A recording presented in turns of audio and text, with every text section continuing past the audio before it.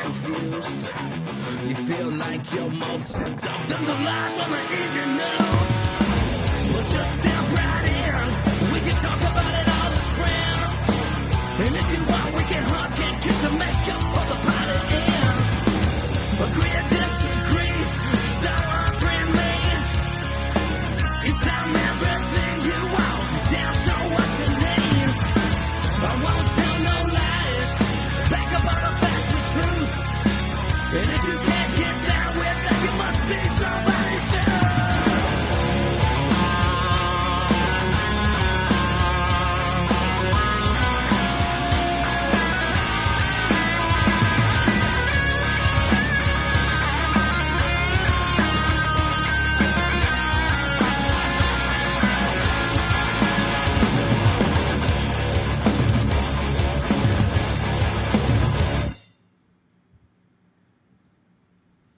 Hey, Hog Twins here. Check out our friend Matthew Spirit at his podcast at The Dumb Show and his website. Yeah. Don'tUnfriendMe.com.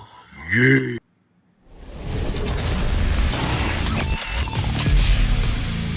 Good morning, Just give me a second, guys. We got to do son of a motherless. Just hang tight. We're going to do the Red Friday thing because I'm trying to fix something.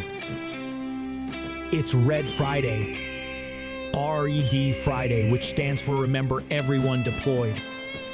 The movement All right, it's not Red Friday. We all know it's not Red Friday, so we don't need to go ahead and hear that. It's Wine Saturday. What's going on, everybody? Let's get the new screen. So obviously we have some stuff going on, and I felt, I don't know, responsible to come on and provide you some perspective, at least from, you know, my previous experience in the military. And Livy, look up real quick. I got to tune you in. Sorry. So no, it's okay, hon. I'm doing mom stuff on the side too. No, that's fine. I just want to make sure I get you dialed in. Sorry, guys. We had to put this all together in a pretty fast, expeditious manner, but we also want to make sure that we give you our very best. So this is what we've got. Hamas attacks. It's like Lamaze, but more serious. Jeez. Hamas. Okay, so I want to make sure I lay everything out for you, and what we've got. We're also going to be putting, obviously, interactions with everybody on here. We should probably get a lot of people watching. Gracie's here. Sunrise is here. I haven't seen her in a while. Hi, Sunrise. We're gonna put. Oh, that's too small. That's what she said. Sorry, we got a lot of programming going on right here to make all this on one page. So bear with me. I mean, I've got my computers running at 190 miles an hour here. All right, that looks pretty good. I'll put that right down there. Oh shit, Matt, here we go. Yeah, well, we're definitely. We're going to go. Let me see if I can just turn off the shadow here. That's going to help. And then let's see if I can get the rest of these. That looks good. And I'm going to change the opacity, and then we're going to be able to rock and roll. Where's opacity? I'm blind as a bat. Holy shite, I can't see. I can't see, Olivia. Opacity, there it is. All right, so everyone can see. All right, so here's I've got a little an application. We got lower right hand side. We got some photographs that obviously are pulling up here. I will put those on and off so you guys can kind of see what's going on. I've also got some data here in regards to the type of systems that are going to be using. So let's start at the beginning, because this is a lot of information. I have been going through this. Olivia and I were going through this, and we're like, you know, should we come on? Should we not go on? And then ultimately the decision was made to come on, because I was sitting here. It's big, right? Yeah. We were sitting there at breakfast, and I was trying to explain it to kids, 2,000 years of history in regards to the Gaza Strip, in regards to PLO, Hezbollah, Hamas, Israel, Jerusalem, Iran's involvement, Sunni Shiites, Muslims, I mean, it's a lot. And this is why there are multiple experts in this AOR. Hey, babe. Yeah. You might want to spell Hamas with an S, not a Z. There's multiple ways to spell Hamas. I already told you I was trying to fix it. Okay, I didn't hear you, so There's I'll do my own multiple thing. ways. That's why I said Hamas Lamaz. There's multiple ways to spell it. The proper is with an S, and I told you I apologized. I caught that, but I'm trying to fix everything else at the same time. So let's see. Just reading off comments here, trying to see if I want to put some in here or I don't. A lot of people on. I'm so sick about Israel. Well, you should be, because this is insanity. And there's something a lot bigger going on than what you're seeing, and what the news isn't going to cover and tell you. I've got Fox on. I've got her recording, just FYI, and I can bring that in at any time, just to kind of, see what's going on in the world. But I really am not going to put that on as of yet. I want to walk you through how this started, and then some of the implications that are going on in the world. Yeah, 74 on, but this is going to get bigger, because we're going to go into everything here and show you an application that I use regularly to get a lot of my news. And a lot of people ask me what my sources are. There's times where you guys have seen a lot of the air traffic control type stuff and the programs I use and the APIs to track flights and IFF transponders, or you may see me use a program called Newsflash that I've brought in. These are my go-tos. These are my bells and whistles to get live updates, unfiltered, on the ground, what's going on, real time. And this is where a lot of, it's very similar to intelligence sources that I use in the military but are unclassed. The problem is that some of the information that comes through very well could be sensitive in nature, because it is live reports. This is on the ground reporting, and it's showing you what's happening. So starting out, I'm only going to go back, and they're getting updates that are just incredibly detailed in I've this. had an incoming update for like 3 minutes, so we're going to see what it says. Just give it to me. What is It it? hasn't posted yet. Just keep saying incoming update, so I'm waiting. I don't understand. Where's your source? The whole live feed on Fox News. Okay, so yeah, you can. I mean, this is going to be better than Fox News as far as updates, but we're going to get real time updates. I'm going to go back till about 9-10 hours to give this to you. So bear with me when I do this, because this information. Aziz says, if you will snatch anybody's right to live, you force them to live like animals, then you have to be ready for more than this. Appreciate your comments. We will receive comments from overseas. We will have most assuredly people from Palestine and Israel. We have viewers all over the world and the Middle East who are going to feel very passionate about this. I ask us to do this, not to try to take anything personal. There'll be comments that are made against Israel. There'll be comments that are made against Palestine. There'll be comments made direct toward Gaza, Iranians, Sauds. Let's keep it professional. PG. You're not there. This is Israel's 9/11 right now, and Gaza is about to experience their own 9/11, and the West Bank. So please don't attack anyone. If somebody says something against Israel, yeah, you're not don't there. attack them. If you're not somebody there. says something against Palestine, don't attack them, please. So everyone who is on a Jaws ID's nuts right now, get off. Yeah, because okay? and it's not that he's absolutely right. He makes a comment, and I gotta. Well, he made a comment before, and everyone's getting it on. I understand, and that's why I'm coming in. His comment he just made right now. What history? This history is known by a newly born child that Israel terrorizes Palestine.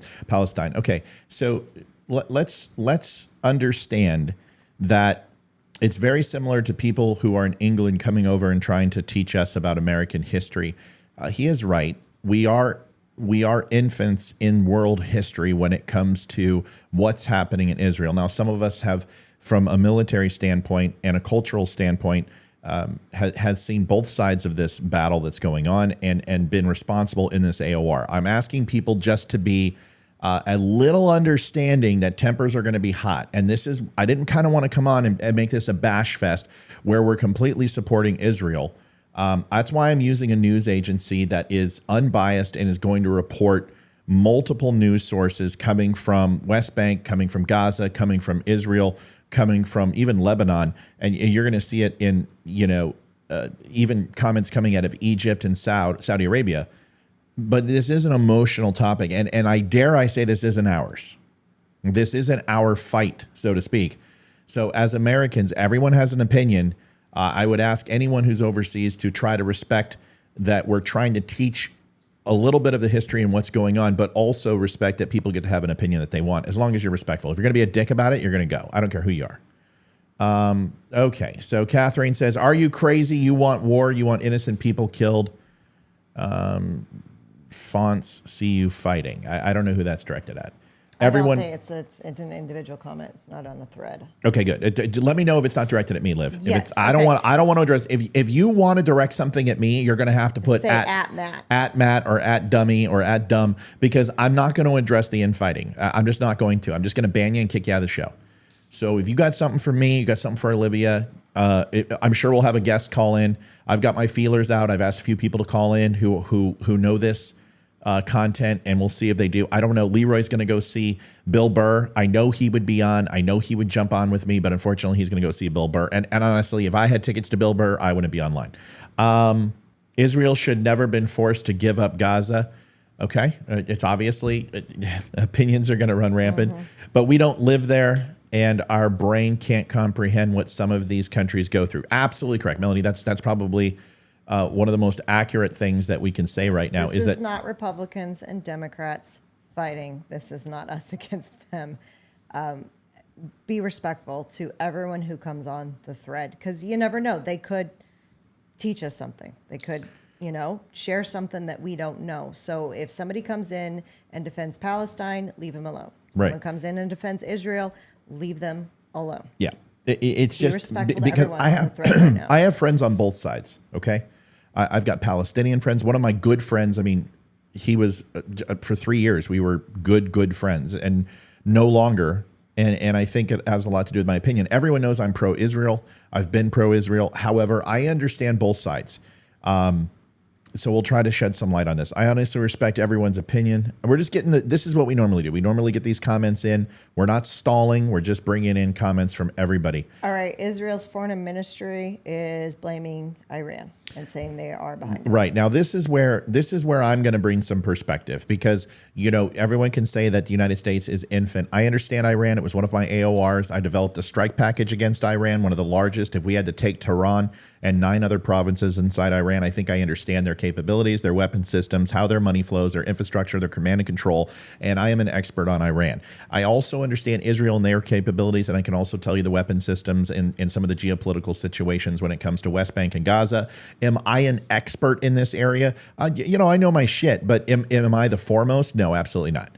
But I will tell you that, once again, this is going to be a sensitive topic for a lot of people, and a lot of people may not agree. I'm going to try to go ahead and curb my personal opinions as well.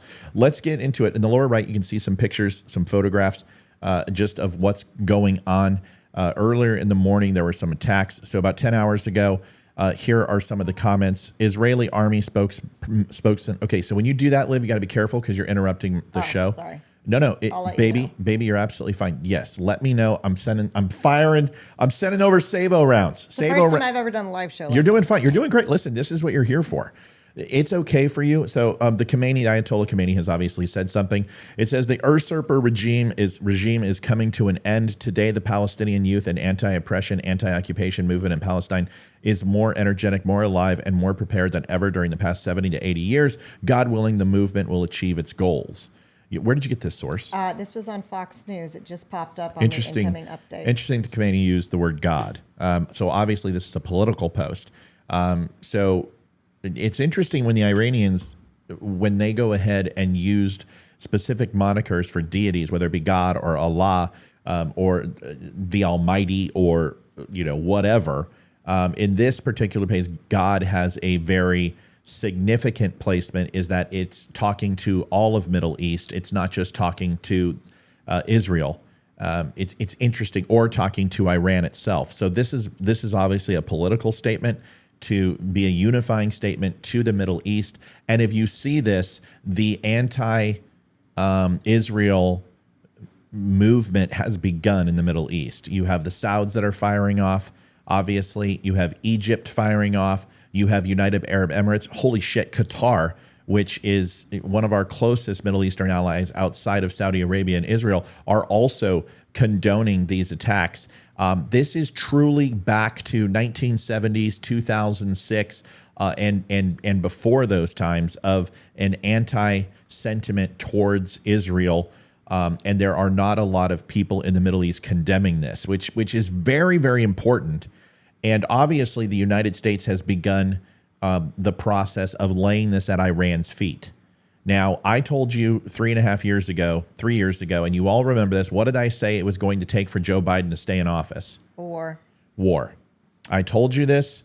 I let you know this. And I told you that is the only way he's going to stay in office is a war, a conflict of this size. This changes things politically for Joe Biden. This brings Florida. They're going to watch this. Florida is going to be watching very, very close to see how Biden and his administration responds. If there is not a full-throated investment from the United States financially into Israel, and the Democrats block this in any way, shape, or form, like they have blocked the last 8 years, especially with Netanyahu's relationship with, 16, with Biden, with Obama for his 8 years in office, the neglect they've shown towards Israel, the anti-Semitic tropes coming out of the Democratic Party with the Squad.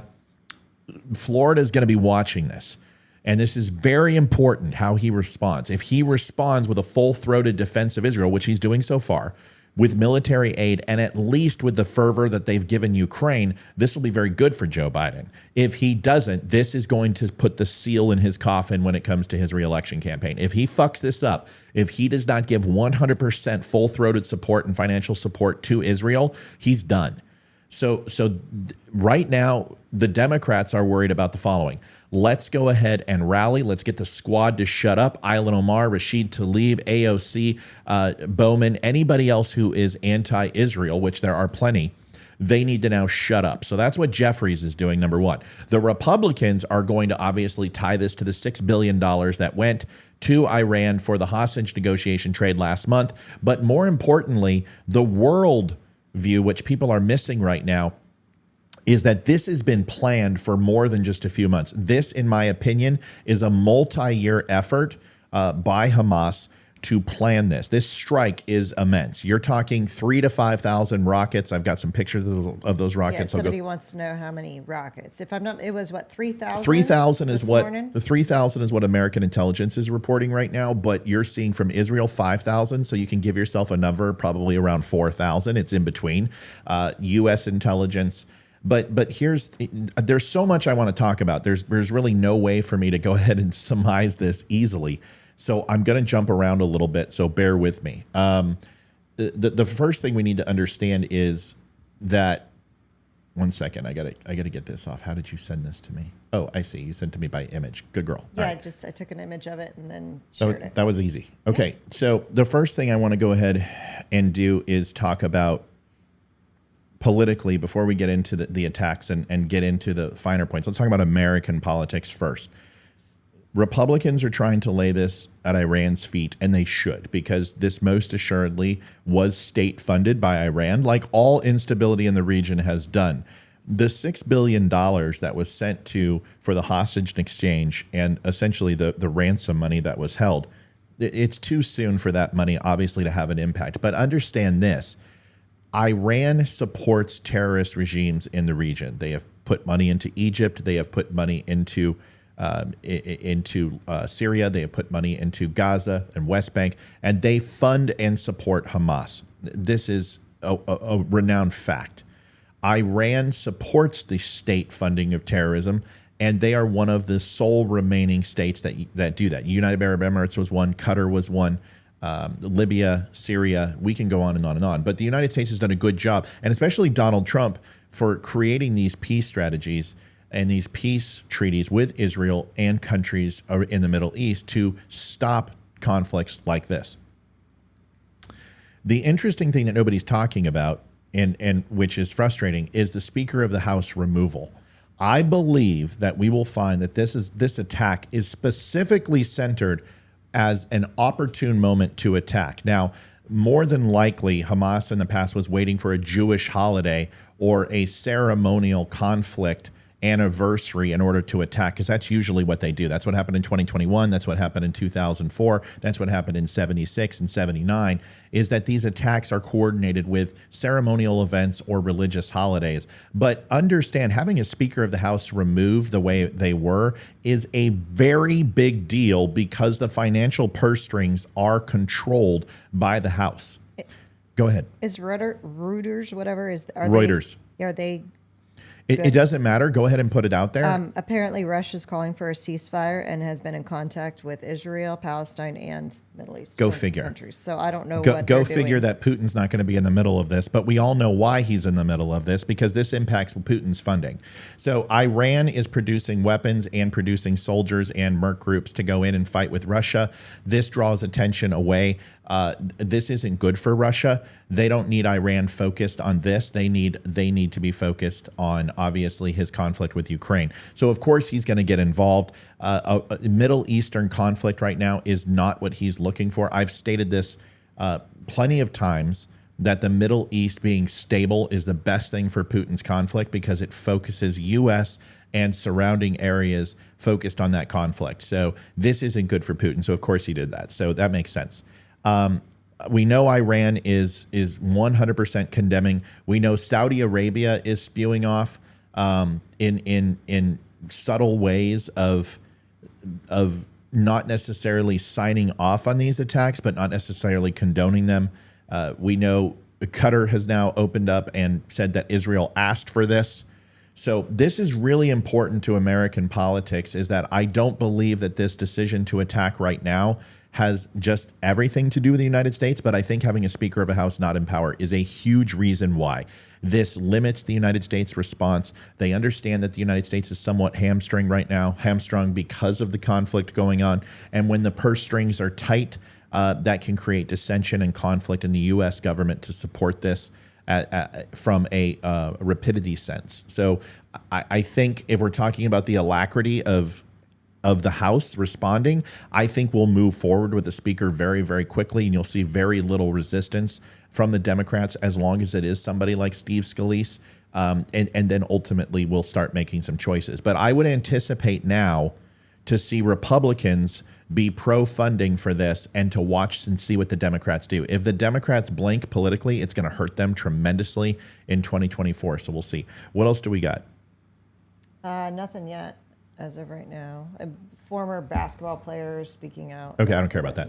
Yeah. Kathy Bigelow says we need Trump as speaker. Now Trump's not going to be this. Trump can't be the speaker. I don't know why. It's amazing how Trump is brought into this. I don't understand why we're talking about Trump. I Why? know. Trump had a very solid statement, and he did what he needed to do, and now we need to move off from this. We know Trump's foreign policy. We know his ability to create stability. I'm not worried about that right now, but Trump being speaker has nothing to do with this. He can't be the speaker. He's under indictment, and those are House GOP rules that they put in place specifically so Donald Trump couldn't be the speaker. So Trump's not going to be the speaker. Speaking of, just popped up, absence of House Speaker could have serious impact on U.S. handling of terror attacks. So once again, thank you. So folks, I said that 2.5 hours ago. I said this was directly tied to the speakership. If I was Hamas, I would attack right now, because the United States is limping a little bit. So, there's a reason why I do this. There's a reason why I do this for a living. I know I see things before, especially Fox News, and I called a lot of the things that have already been happening. So do you want to flash that to me so we can put that up, please? Because that's a good "I told you so." Do you want the whole thing or just the? Yeah, just send me whatever. I don't care. Send me the whole thing. We can put it up real quick. There's also a key strategy here where United States is low on munitions. They know a multifaceted war of this size is extremely difficult. This supplying Ukraine with the funding that we are, and supplying Israel is not a small feat. It wouldn't be considered to be like a multifaceted war from oceans apart, like Japan and Nazi Germany, but you're still going to have logistical supply constraints. It thins out our ability for fast response. What does this look like? Are we providing? Is it going to be aircraft? Well, we already supply aircraft. Is it going to be GBU units for ground targets, bunker busting bombs? Is it going to be Moab style weaponry? Is it going to be small arms? Is it going to be drones? What is it going to be? And the answer is yes. We already supply Israel a very large amount. Liv, please look up Israel's overall defense budget contributed to Israel from the United States.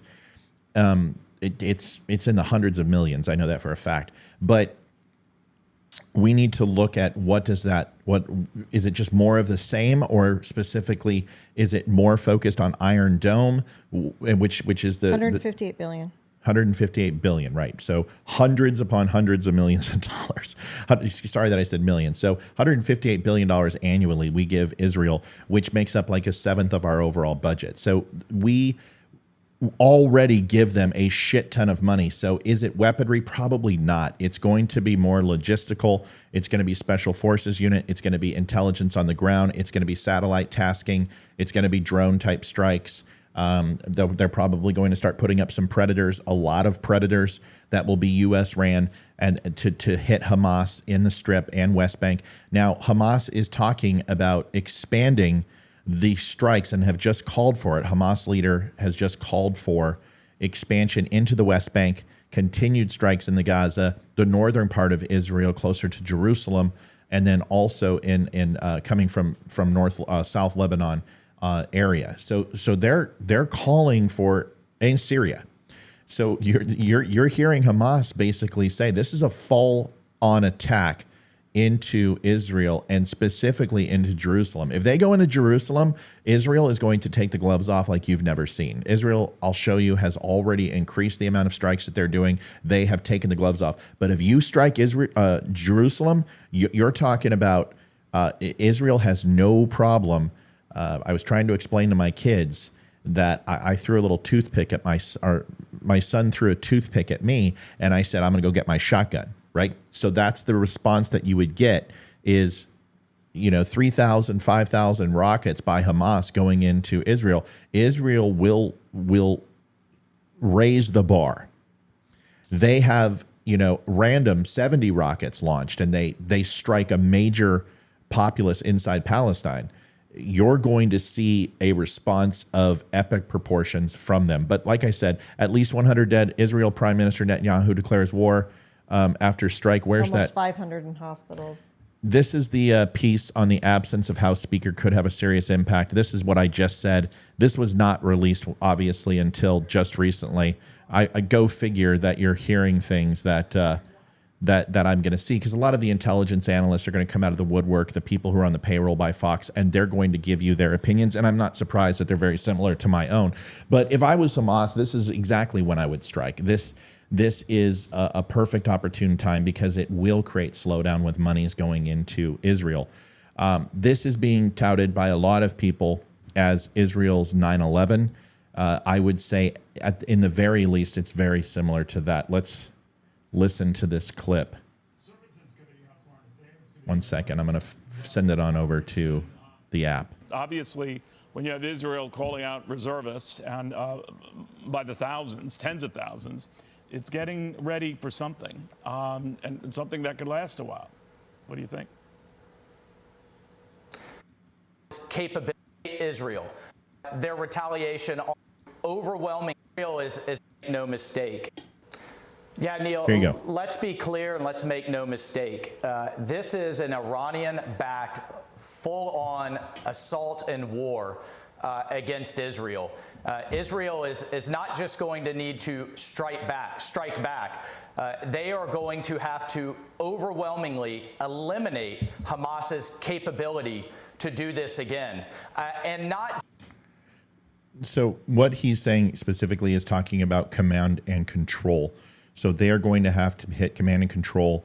That's communications, their ability to overall give forces the marching orders and the strike capabilities that they want. And the command and control is a huge portion of taking the head off the snake, so to speak. And this is now what you'll see from Israeli special forces, Israeli Air Force, and a lot of their commando units is to go in and cripple, laze these key targets, hit these key targets with high altitude bombing, and specifically laser-guided bombs.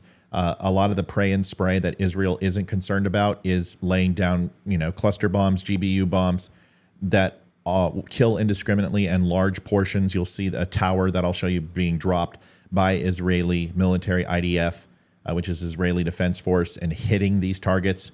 They don't care who they kill. And that is the one thing about Israel that nobody can say, is that when they take the gloves off, man, woman, and child, they don't care. And they'll do what they can.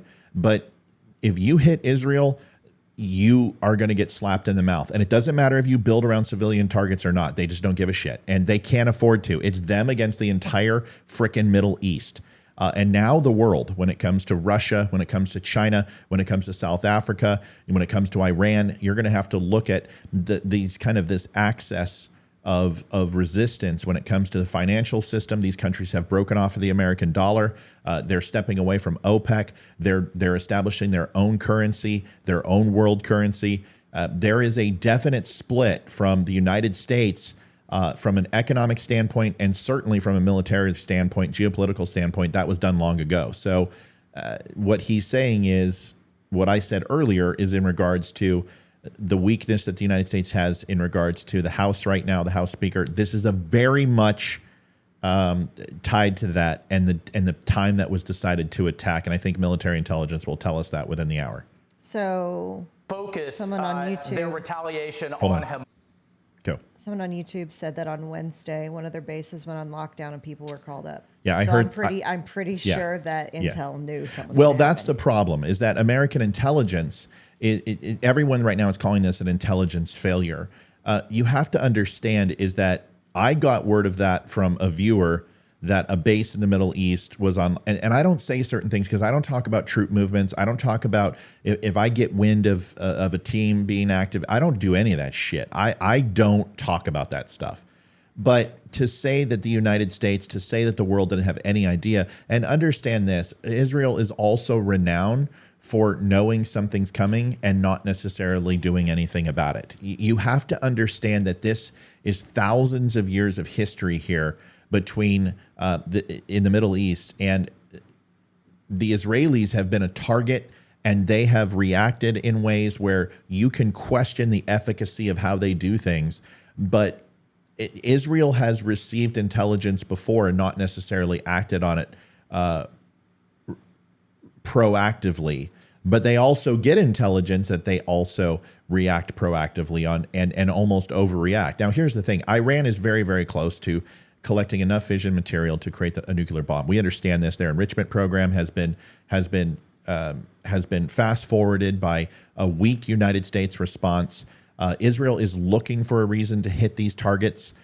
They understand the losses that they will receive. They understand the negativity from the rest of the Middle East and the overall condemning of Israel going into Iran. They're already hitting them on Gaza. They're already hitting them on the West Bank. They're already hitting Israel on these decisions it's making to defend itself and blaming Israel. Can you imagine if they go in Iran and hit Iran too, the condemnation you're going to get from other countries? But here's the thing. Israel is looking for an excuse, and this is a perfect time for them to do it. If they can link Iran to this, and if Iran continues to take credit for this, you should not be surprised if Israel goes into Iran and starts hitting some of these targets, these military targets and enrichment program targets, with the help of the United States providing intelligence. We know where they are. We know what they're doing. And I think everyone was just waiting for that frog to jump. Well, they got froggy, and now they're going to get run over by the truck. So I would be very, very surprised if you don't see in the next 72 hours a massive strike on enrichment programs in Iran. And that is going to escalate this to a whole nother fucking level. If that happens, everyone needs to have their asshole pucker for a little bit. You're not going to get this on Fox News. I'm just going to be honest with you. If Iran gets involved in this and Israel goes into Iran, you're going to see probably the largest scale conflict in this area ever. Just to be honest with you. So we'll see. Iran doesn't have nuclear capability right now. They do have the capability. They're launching off. I think the whole world was surprised last week when Iran launched a rocket into space that actually was intercontinentally breached into space and outside the troposphere. and actually put a satellite up into space, I think everyone kind of proverbially shit the bed when that happened. I think the United States was not necessarily surprised, but they're even, a little shocked at Iranians' capability when it comes to, rocket technology and the advancement. And that has to probably do with Russia providing them a lot of their capabilities and their research due to Iran's support against Ukraine. We've been annualized now. I think it's 19, maybe 15 months, 16 months that we've been involved with the Russia and Ukraine. This is plenty of time for them to give them technology, bring over scientists to advance Iran's rocket program. And they've made leaps and bounds. So now they have a rocket. We know they're making fission material. We know their enrichment program is working. We know that they're getting closer and closer to get a bomb. And somebody needs to go in there and hit these targets.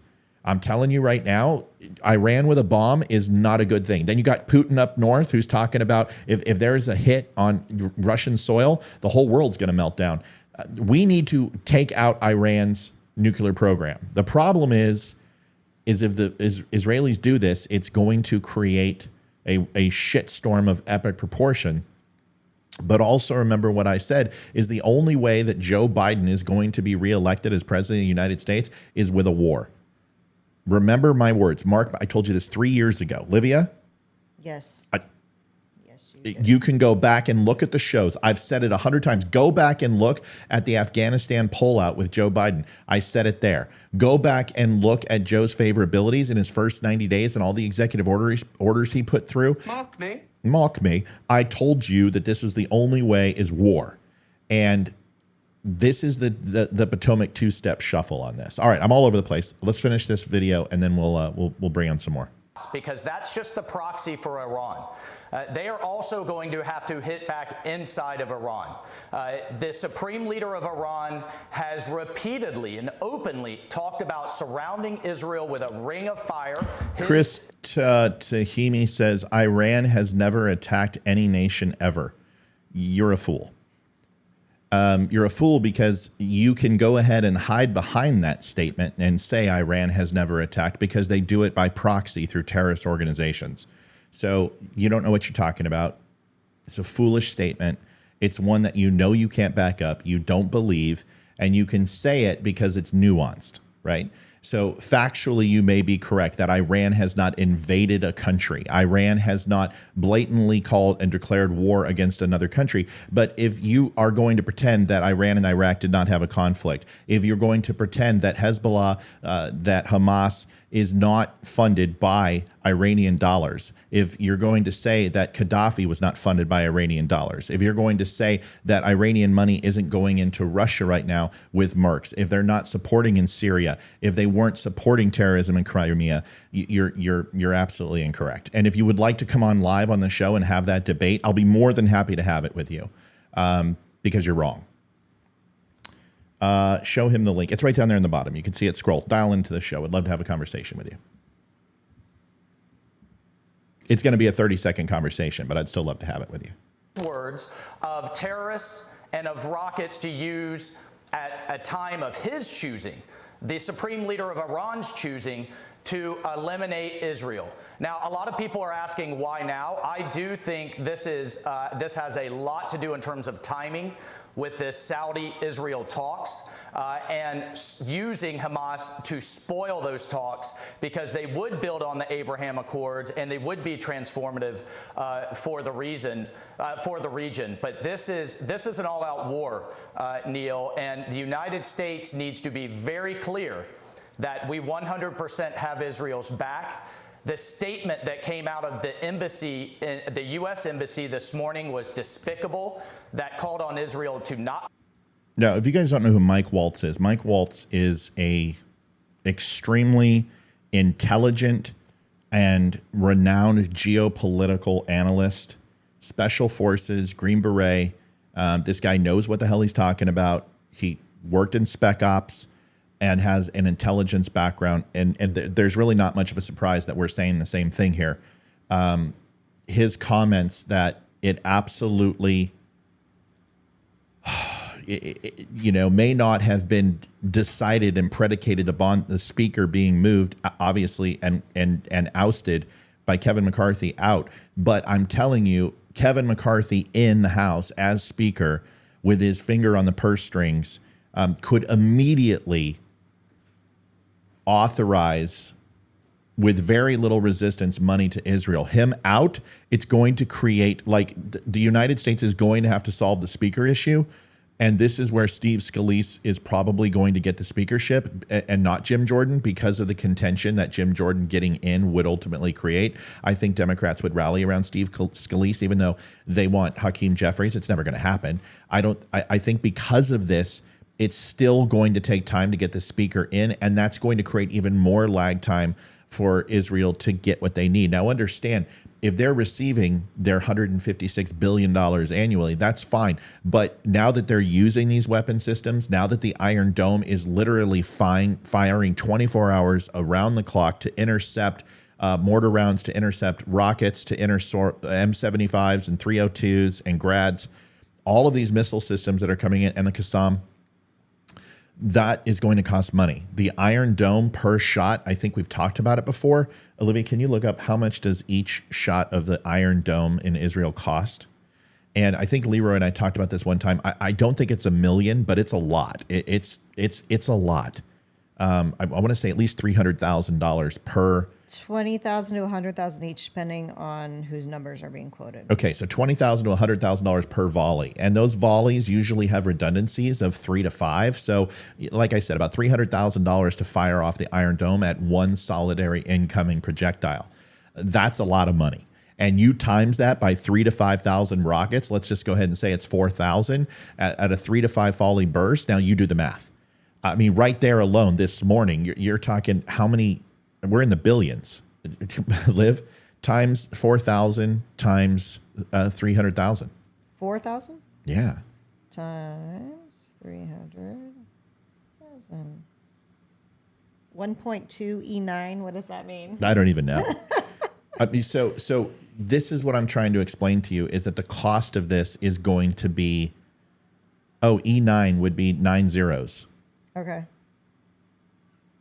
Billion. Yeah, it's going to be billion. So 1.2 billion already, just in a morning of trying to intercept. Now, not all of these rockets were in range of the Iron Dome. I understand that, but you have to understand that's just one thing. Now you have troop movements. You've got tens of thousands of IDF moving into these areas, into the West Bank, into the Gaza, into Jerusalem, into defensive positions. You have aircraft sorties. You have reconnaissance going on. You have tasking going on. You have strikes from drones hitting. You have mortar fire, return fire, small arms fire, rocket fire back hitting these targets. This all adds up, and exponentially, you're talking millions upon millions of dollars a day to fund this defense. That money will run out quickly, as we learned with Ukraine. I mean, we just gave this guy, $160 billion. And then approved a $6 billion and a $10 billion payment, and then the speaker gets locked down, and we're talking about shutting down the government funding. And 24 hours later, he's like, "Hey, we're running out of money. What's going on?" And you're like, "Holy shit! How the hell did you save any? Did you put some money under the mattress?" Well, no, you're spending it. It cost a lot of money. And then when we hear that 75,000 civil employees are being paid for by the United States in that money. And a lot of reconstruction and infrastructure rebuilding is, you see where the money goes. It's just spent. We're funding the destruction and causing the destruction at the same time. And that gets expensive. So obviously, this is a big thing when it comes to having the speaker in place in order to authorize more funds coming through. It's since been deleted, but I think that shows some of our bureaucrats' true colors. Congressman, Turkey apparently says it's ready to help de-escalate this situation, that it's in close contact with all the parties. It's coming from its foreign ministry. What do you think of that? Look, we haven't even seen the other shoe drop yet. To the north of Israel is Hezbollah that has hundreds of thousands of more Iranian-purchased rockets. And what the goal here, Neil, is to overwhelm Israel's defenses with dumb rockets. There you go. Then they have GPS-guided missiles that can hit things like downtown Tel Aviv, government buildings, their nuclear power plant, the airport. Israel and particularly under the leadership of Netanyahu cannot continue to live with a gun to its head like this. And I think they're going to need to take down that capability, but I think they need to also they need to take down the head of the snake. And this administration's appeasement policy they're going to say that the $6 billion they just released was only for humanitarian aid, but we know the money is fungible. And we know that what that did was free up billions for Iran to use for its proxies. And it's no coincidence that this is happening just weeks after that transfer. We don't know that for sure, but I do know this. And so specifically, what he's talking about is in regards to what I called for with Hamas saying they want northern attacks in Tel Aviv, Jerusalem. They want Hezbollah to get involved too. So you've got Hamas, you've got the PLO, you've got Hezbollah. I mean, you got to understand that Israel is literally surrounded.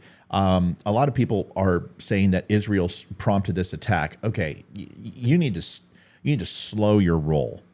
Okay, this was a coordinated attack from multiple areas, geosynchronously coordinated, that took more than a year to plan. I would be surprised if this has not been planned since 2021, when a treaty was struck and a ceasefire was struck as a possible modus operandi to hit Israel with a combined force and a combined strike based upon what has been going on for a lot longer than all of us have been alive.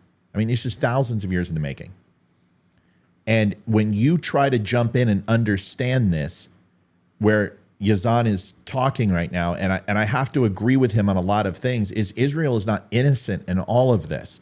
I've explained the things that Israel does. Israel takes the gloves off. Israel doesn't care. If you strike the motherland, if you strike Israel, they are going to respond a bee sting with dropping a freaking grizzly bear on you. That's always the way Israel has been. And unfortunately, that's the way Israel has to respond.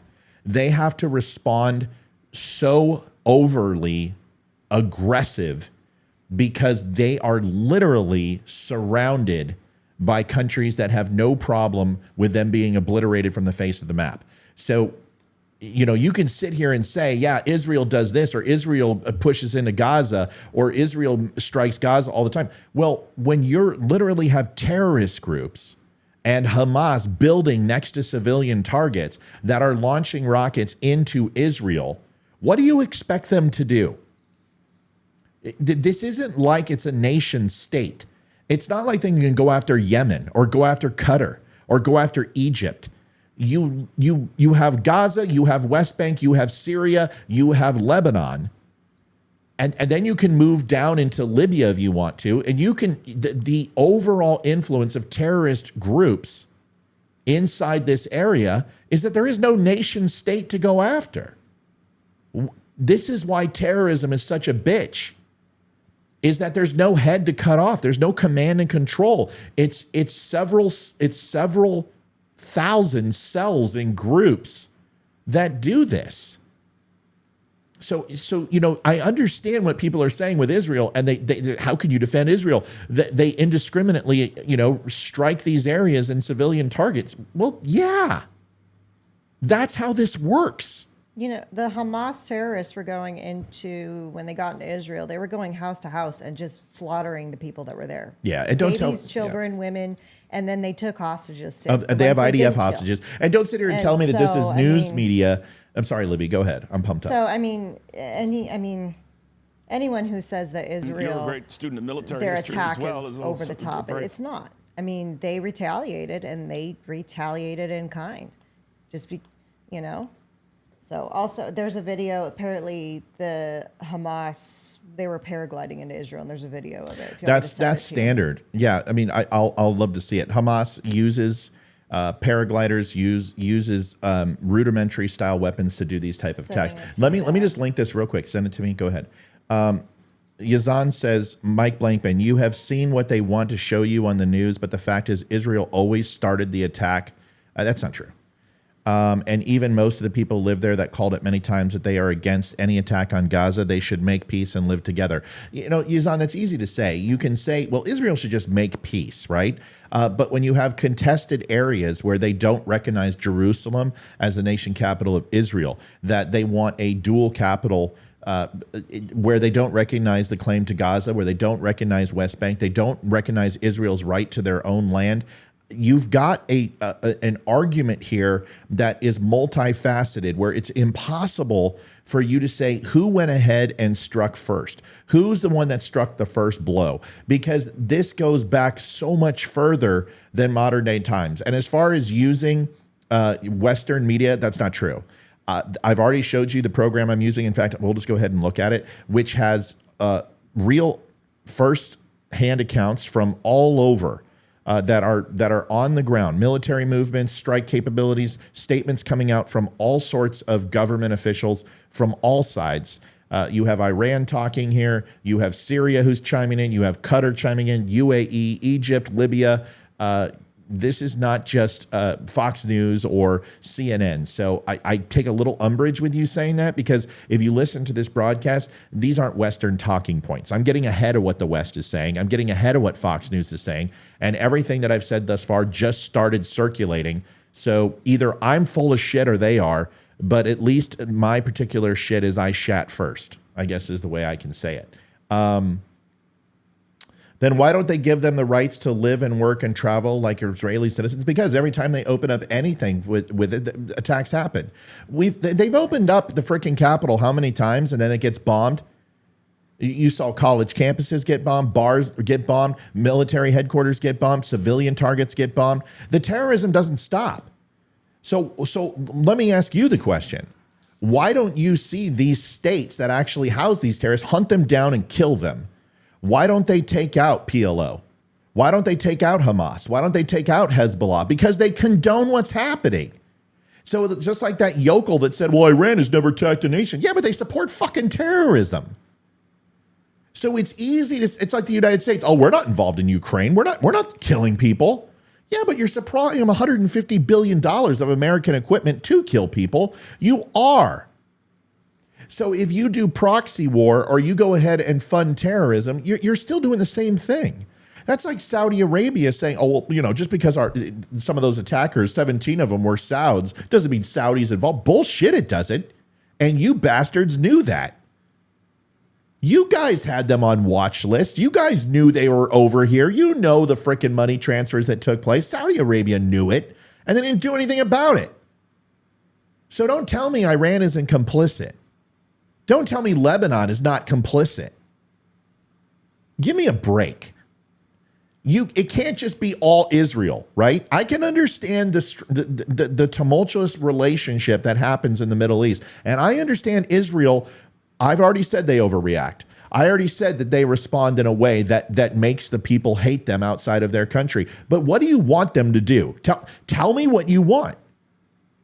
You consider Israel to be a terrorist nation because they strike in civilian targets, but they're not trying to hit civilian targets. They're hitting where the terrorists are, where these rockets come from. It just so happens that Hamas puts them in civilian target areas. What do you want Israel to do? If you consider Israel to be terrorists, then what are you when you don't stop those people from striking Israel? This is a double-edged sword here. You can't sit here and expect Israel not to defend itself. It's a ridiculous notion. So why don't these nation states that actually harbor and house these terrorist groups, why don't they eliminate them? Well, because they don't want to. They support them. So if you support those terrorist groups from doing that, you also condone and you accept what's going to happen to you in retaliation. So don't get into this bullshit about Israel being solely responsible. It's a hell of a lot more complicated than that. That's all I'm trying to say. It's easy just to say Israel's the bad guy.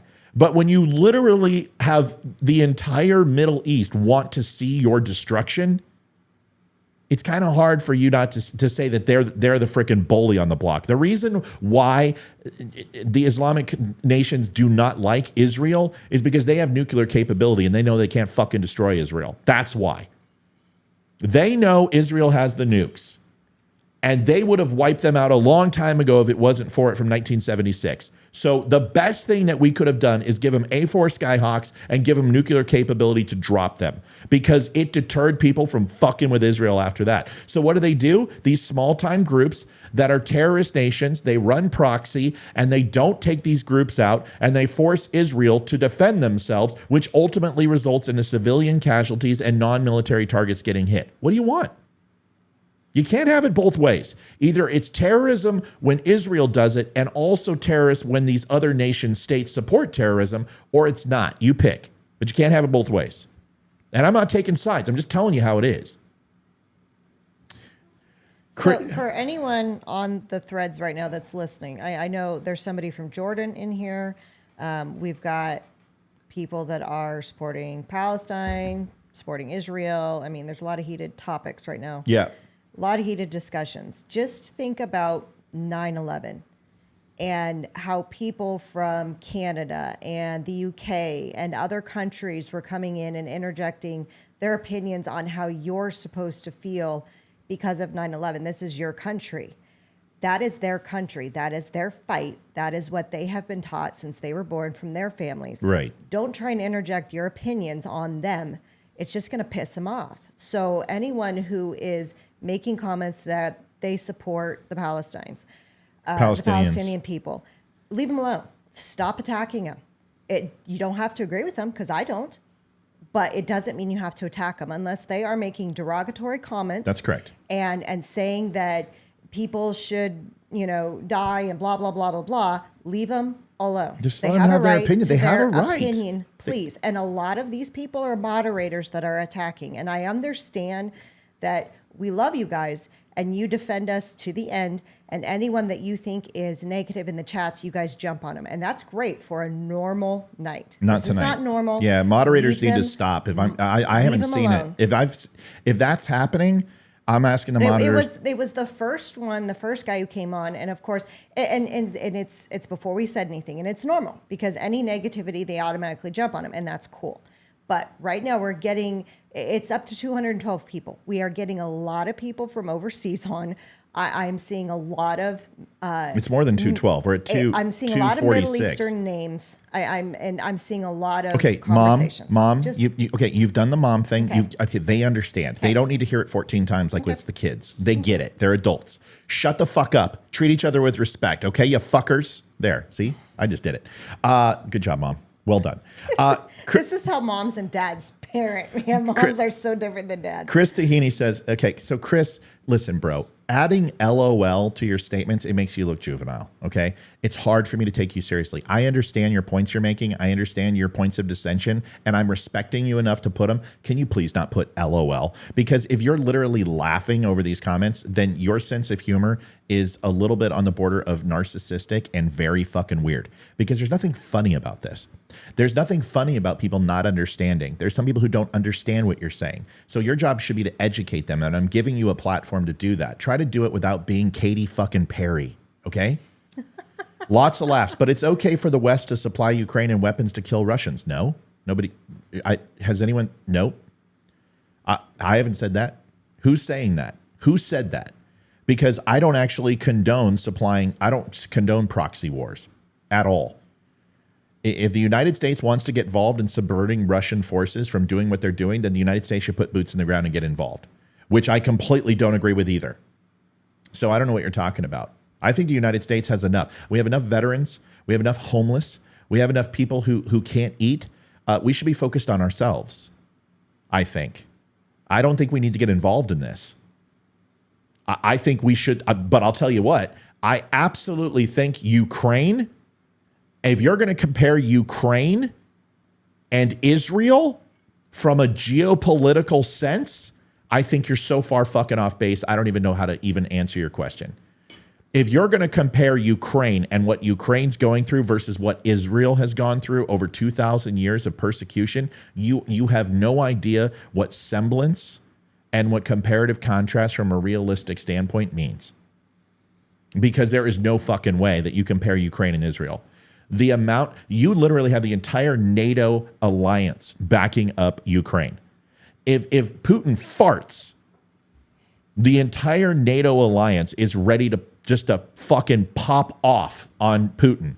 Ukraine has their entire military force funded by the United States, their special operations, their entire command and control, satellite tasking, drones, everything, weapon systems, GPU targeting, all of it, logistics, food, aid, medical, their civilian patrols, 75,000 civilian or civil workers being paid for, infrastructure, transportation, fuel, everything is paid for.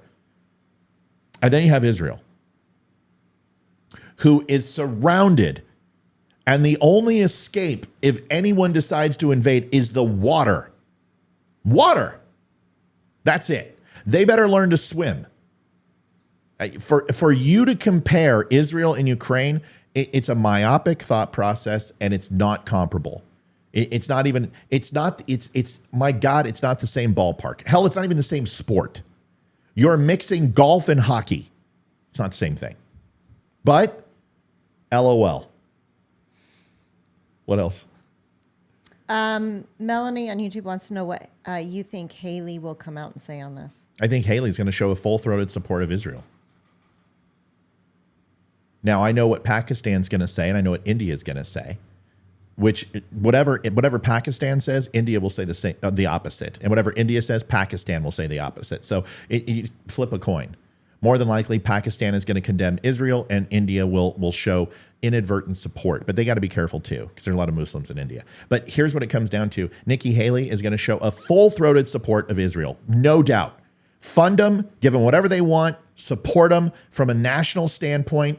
This is an effort to support the Israeli people. Full-throated support, no doubt. Look it up. See if she said anything yet. Hamas declared war. Israel is responding. It's a little more complicated than that. But in this case, this was a full declaration of war by Hamas that you could say was provoked or unprovoked, and that's all. That's discourse that people need to have. But this particular strike was not anticipated, not expected, and completely unprovoked from a non-retaliatory strike. That's what I'm trying to say. It's not that Israel hasn't done things. It's not that Israel hasn't. Okay.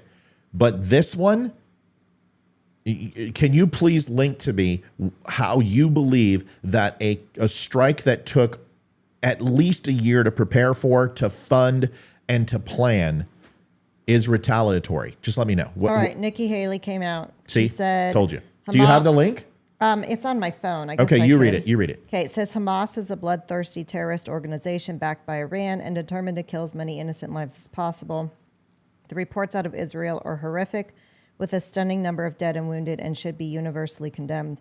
Israel has every right to defend its citizens from terror. We must always stand with Israel and against this Iranian regime. Chris says, the rant on the LOL was a total deflection, and you focusing on something that I spent 5% of the time on is a total deflection. I notice how you won't come on, Chris. You know what that means? You're a fucking coward. Sorry. If you had any balls, you'd come on and face me like a man. Come on. Let's see who deflects now. There's an open invite right there. Click the link. Come talk to me. Or be a coward who trolls in chat. It doesn't matter. I don't have to prove myself to you. You've already demonstrated that you have absolutely, you don't know what the fuck you're talking about. If you did, you would come on. It's not personal with me, bro. You know, we can be friends and we can cuddle and take long showers together after this, but right now, you don't know what the fuck you're talking about. Leave it to people who do and just stay out of the talk. All you want to do is go ahead and try to make comparison contrast between Ukraine and Israel, and it's totally two separate things. They're nothing alike. And for you to make that contrast, I've already said it, shows 2,000 years of complete ignorance in your gray matter. You just have a complete gap. More ad hominem attacks. Well, it's because dude, it's not an attack if it's true. You understand? You know what ad hominem means, right? If it's accurate, it's not an attack. It's true. You're a fucking coward. You won't come on and defend your position. And that's okay. There's nothing wrong. The world needs cowards too. You're one of them. If you want to defend your position and explain why Zelensky and Netanyahu are exactly the same, come and talk to me. If you want to explain how literally protecting a nation from being obliterated, how every single drop of oil that comes into the United States from these countries would no longer flow, that the Suez Canal would be shut down, that the Persian Gulf would be shut down, that thoroughfare would have to take place around South America and all the way up again if we do not protect Israel. Please tell me how that's anything compared to Ukraine. Please explain to me how many Ukrainians are in the United States right now. Liv, will you look it up, please? Okay, say that one more time. How many Ukrainians are currently in the United States? And versus how many Jewish Americans and Jews are in the United States? We have an active interest in the nation of Israel. And for you to sit here and say that Ukraine, and we have an active interest in Ukraine versus an active interest in keeping NATO together so Putin doesn't go into Poland, is completely two different things. All right. So in 2021, 398,000 Ukrainian immigrants, another 708,000 people born in U.S. claimed Ukrainian ancestry. You're looking at 1.1 million is the total right now. Go ahead and look at how many Jews, Jewish Americans are in the United States. And you tell me that it's comparable. It's not an ad hominem attack if it's true. If you had any courage, you would come on. I gave you the link. Just come on the show, have a conversation, or be a troll. Either way. Let's go into this real quick. The Israeli Jewish... Oh, wait, hang on, sir. Take your time. I did the wrong thing. Take your time. Pusillanimous. I'm not in front of a screen with my microphone. Doesn't matter. Okay. If you are on a computer, you can call in. You can use your voice over your microphone built into your computer. If you're on a phone, you can call in. You don't need a picture. I'll just call in, do audio. This is an excuse.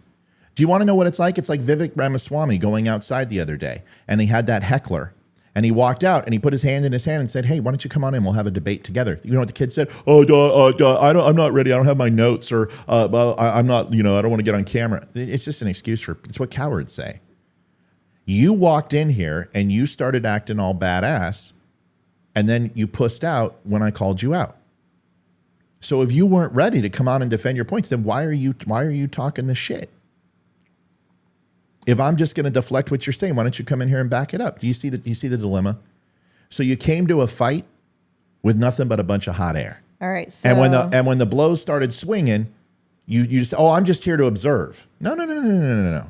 If you're going to call me out and you can't back it up, then why are you here? See, you're just a bunch of talk. And that's like guys like I've been dealing with you my whole life. And it's okay, man. You can't. You know for a fact that our conversation will last 30 seconds because I'm going to ask you one question and you're not going to know the answer and you're going to fucking embarrass yourself. What? All right. So 2.4% of all U.S. adults claim Jewish ancestries. 5.8 million adults. Difference between a religion and being... See, and that's the interesting thing. It's a lot of people don't seem to comprehend when they say, "Oh, well, being Muslim isn't a race." Well, religion and race are extremely tied together when it comes to Jewish people, Muslim people, etc. All right, let's go. So let's get into this. Enough of Chris. Do me a favor. If he does it one more time, just ban him. I'm done. I won't deal with cowards. I won't. 6 minutes ago, Hamas claims to have launched 150 rockets towards central Israel in its last barrage. That happened 6 minutes ago.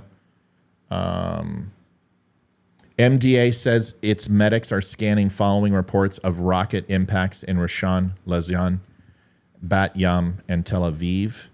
The House of Sinwar, leader of Hamas, has been targeted by IAF. Don't ban him. If he just does it again, ban him. Like, let him deal with his shame of not having any balls. Don't ban him. But if he keeps trolling, then you can ban him. That's okay because of his LOLs. Such an own. I hate it when people say LOL after every single Yeah, I comment. know. It It's drives annoying. me up the wall. Yeah. Sorry, I can't come on right now. My mom won't let me. I have to take out the trash. Dude, you kidding me, man? The new Xbox game came out. I gotta play. Emergency forces say that a terrorist was killed after attempting to run over soldiers near El Arub, southern Western Bank. Okay, so now it's expanding into southern Western Bank. You guys can see it right here. We go into it. So this is the West Bank region. You can see it right here. It changes in color. So you're starting to see sporadic conflicts in West Bank. Preliminary, dozens of Air Force fighter jets are now attacking targets of the Hamas organizations in the Gaza Strip in several locations. Israeli airstrike against Hamas site in Gaza. Here's the video.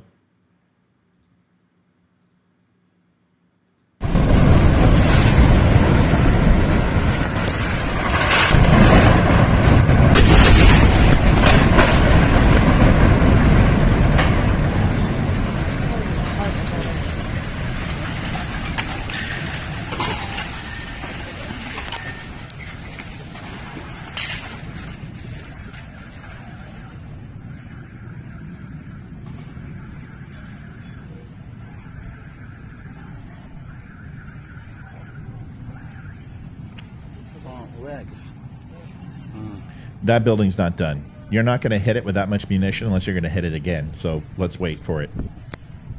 I saw 6, 7 blasts, not enough to bring it down. They're going to hit it again, I would assume. I could be wrong. Apartment building, why would you do it on that again? Depends what the apartment building is housing. It depends what's on top of the apartment building. It depends on what went into the apartment building. Is this in Gaza or is this in Israel? I'll show you in a second.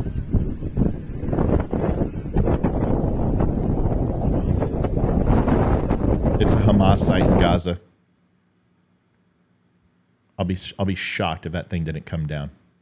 I'd be absolutely. That's a different video than the one we saw earlier, where I mean, you saw it collapse right away. Yeah, they're hitting. There was like they're 3 hitting, of them that they're just. Oh, it was more than 3. Well, no, there was one we saw earlier. It was just like 1, 2, 3, and the entire thing just collapsed. Yeah.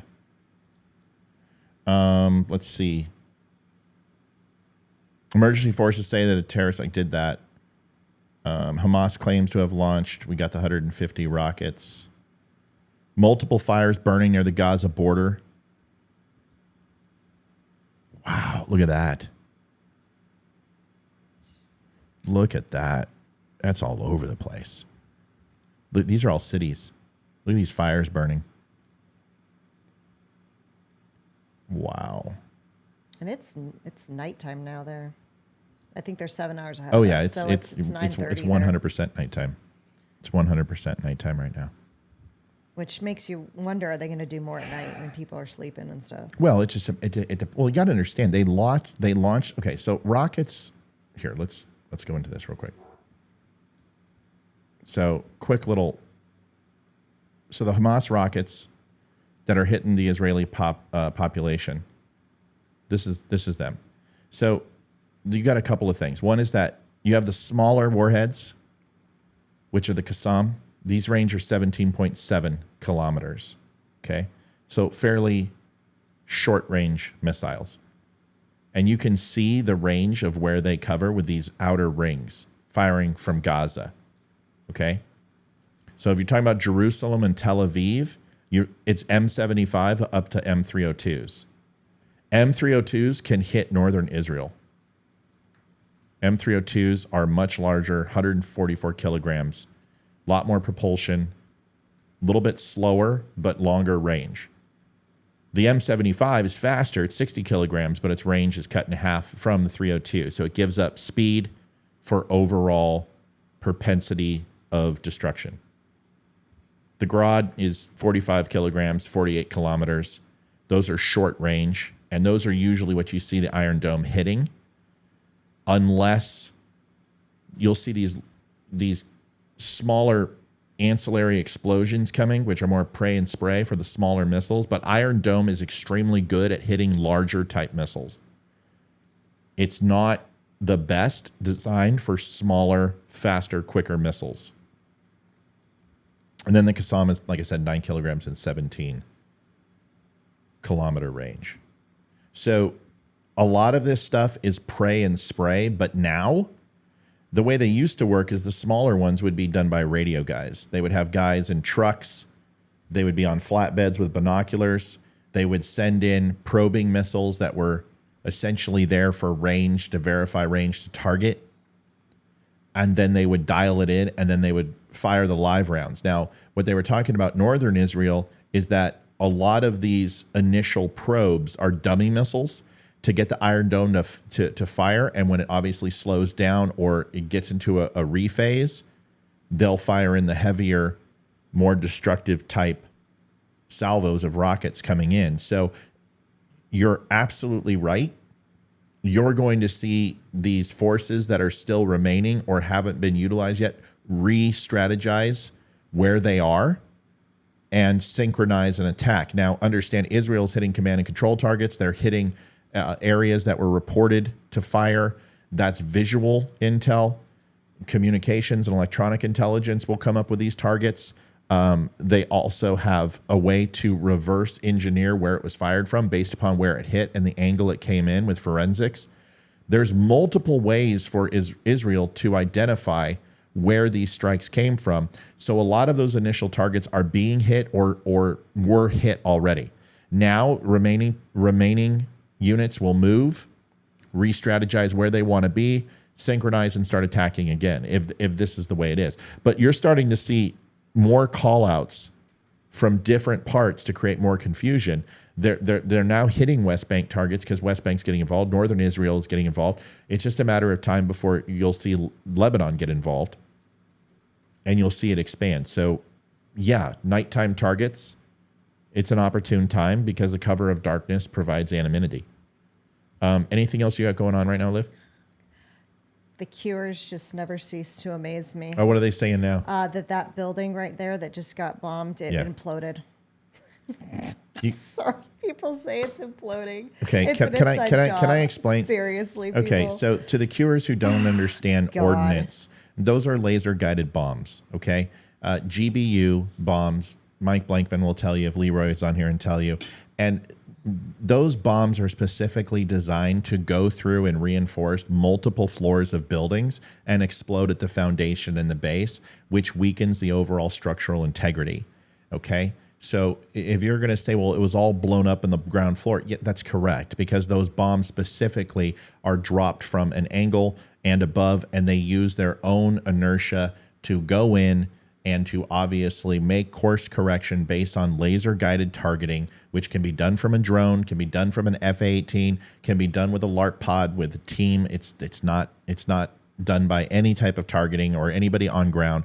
This is all done from higher level, higher altitude aircraft that can laze targets.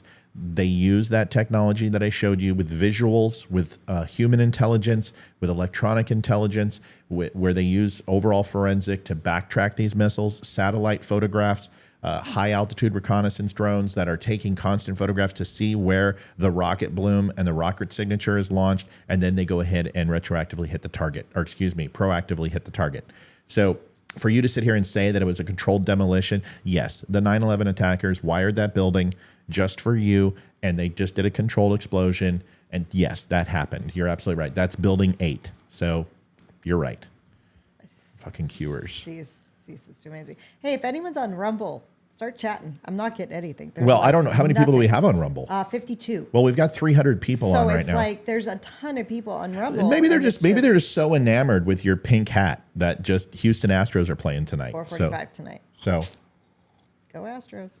I should have. Anna says just another spat. It's not a real war. I would disagree with you. Considering that Netanyahu just declared war. I don't think you understand what war really means. There is an exchange of military lives, civilian lives, and casualties happening all over. You think this map's fake? Do you think I'm giving you fake news right now? Let me ask you a question. If you don't trust any source and you believe everything is fake, then why what you're saying, how is that not fake? Do you understand? If everything is just a distraction, if everything's fake and nothing's real, then why are your comments real at all? Because it's not based. It's not based on anything. So for you saying that this isn't a real war, well, there's no such thing as war. So therefore, what you're saying is arbitrary. Do you understand? I know for a fact that this is happening right now. And how do I know that? Well, because I have people who I know who are over there. I have people who are running intelligence right now all over and doing analysis for this. So they're all lying to me? People I've known for decades are lying? I'm sitting here and telling you things that are now being reported before they actually happen, and which is essentially easy to do based upon the analysis that I have. So I'm lying. So somebody's in my ear telling me to lie to you that this isn't happening. It's kind of ridiculous, isn't it? If everything is a lie, then nothing's true, right? And if nothing's true, then why are you even wasting your time, right? It doesn't make any sense. You got to believe something, right? You got to believe somebody. There's something you have to trust. And if you don't trust anything, well, then trust doesn't exist, right? I don't know. Weird. What else we got, Liv? That was just people going back and forth. That was the last thing that caught my eye. Okay. We got another video here. Here's more of not fighting. ISF opened gunfire at a group of Hezbollah operatives riding motorcycles and approached the technical fence. No injuries reported. I'm not getting any updates on that. It's okay. What is this? This is ISF hitting Hezbollah forces that were driving their small arms fire exchange with them. You know, I always find it funny when people say, well, there's no proof of war with Ukraine. So how do we know it's really happening? But you have it here and it's not really happening. This is Palestinians at a deserted IDF base near the border with Gaza. Seemingly a Neymar heavy APC seems to have trophy fitted a Merkava MK4 tank left behind.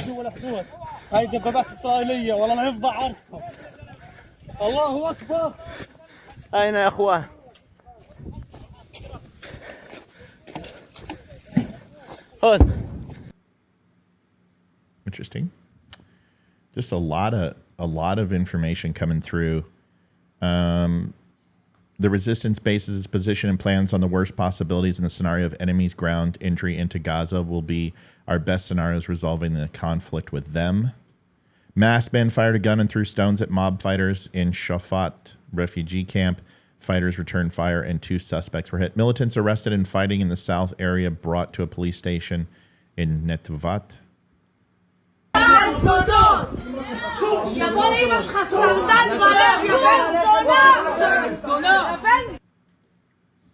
Interesting. Violent confrontations erupt between youths and forces at northern checkpoint in the city of Kalkilia. I don't know how to pronounce that. Haven't heard it before. Israeli army has not yet gained control over the settlements that Hamas captured. More forces are being poured into the south. That is in the southern region here. Let's see if I can get this on the map.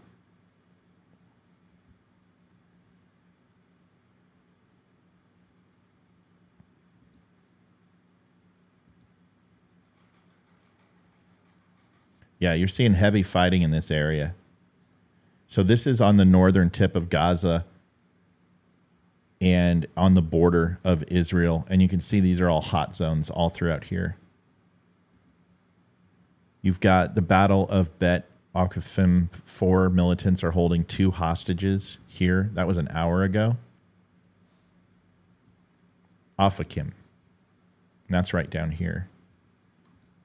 And then you've got Palestinians that apparently deserted Israel army base. That was a YouTube video upload. You've got 2 hours ago, the house of Sinwar, leader of Hamas, has been targeted by IAF. Oh, shit. That's important. So Yaha Sinwar, leader of Hamas, has been targeted by IAF. So they hit that area.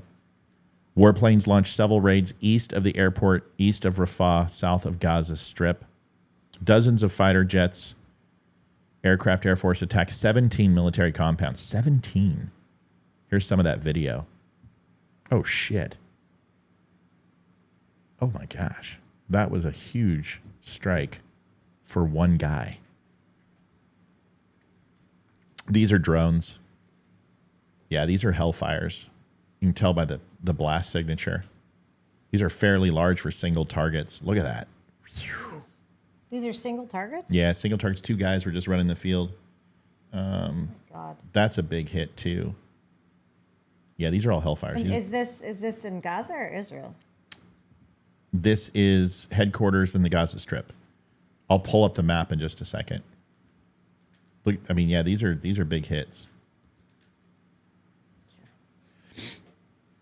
Yeah, no wars going on. These are all it's CGI. It's Call of Duty.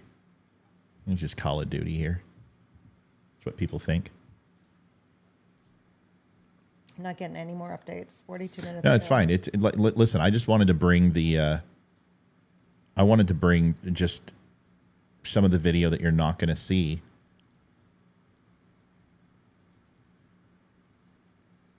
Huge strikes, man. That guy made it out. They're going to get him. Oh, he made it out. Two guys right there. Hellfires. A lot of drone strikes, man. A lot of drone strikes. That guy's booking. He is moving. He is moving. Yep, not anymore. He's not. Damn. He was moving. Whew. Yeah, that Call of Duty game is pretty good, huh? Diamond says, I'm curious how this will play out internally in other countries. What do you mean? Israel's so small, it just seems like they can't protect themselves being attacked like this. Well, Roxanne, they can't. But listen, Israel survived in a place where the entire area has wanted to kill them for 2 millennia. Yep, women and children were kidnapped in Gaza. Also in Israel. So it's like tit for tat right now, right? Well, right. I mean, it's not like when you're dealing with a terrorist group, they don't care who they get a hold of. They simply want to create as exactly what their name is, as much terror as humanly possible. Rocket barrage in the direction of the settlements of Gush Dan, Lachish, and Shephelah. More rocket strikes just came through 31 minutes ago. Successive shooting operations in West Bank. Shooting targeting the Migdal Oz settlement established of the lands of Fajar south of Bethlehem. See, the West Bank getting involved and Hamas calling for attacks in West Bank too. And I mean, that's a war. It's a multi-faceted attack on multiple fronts. That's war. These aren't skirmishes. These aren't battle. Look at some of the photos that have been playing in the right-hand corner. These are massive explosions, massive amounts of fire, massive amounts of, destruction. Matt, what I don't like is the kids think it's a game. That is why this world is like it is. Yeah, I mean, people don't take this seriously. India may take the opportunity to go after the Mughals, the Muslims, because of Hindu. I can't read it; it's too small. Tensions have been brewing. Yeah, well, I said India and Pakistan are going to do opposite of each other. Hamas attacks the civilians but doesn't stand a chance against the Israeli military. Yeah, it's true. I mean, but see, you don't need to be military. They do something that's very effective. Every time Israel has to use Iron Dome, it costs them an ungodly amount of money. It keeps them on their feet. This attack is not sending in 70 rockets over a weekend. I mean, you're talking 3,000 to 5,000 rockets were fired. That takes an ungodly amount of money. These missile batteries aren't cheap. They're not inexpensive. This isn't a drop in the bucket. Now, a lot of people are saying, well, the $6 billion, okay, it's not like Iran didn't get $150 billion from the United States and pallets full of cash under Obama. It's not like Iran is not getting money from Russia to supply troops and weapon systems. This is not just Iran that's funding this. The Sauds have responsibility in this. Russia has responsibility in this. China has responsibility in this. North Korea has responsibility.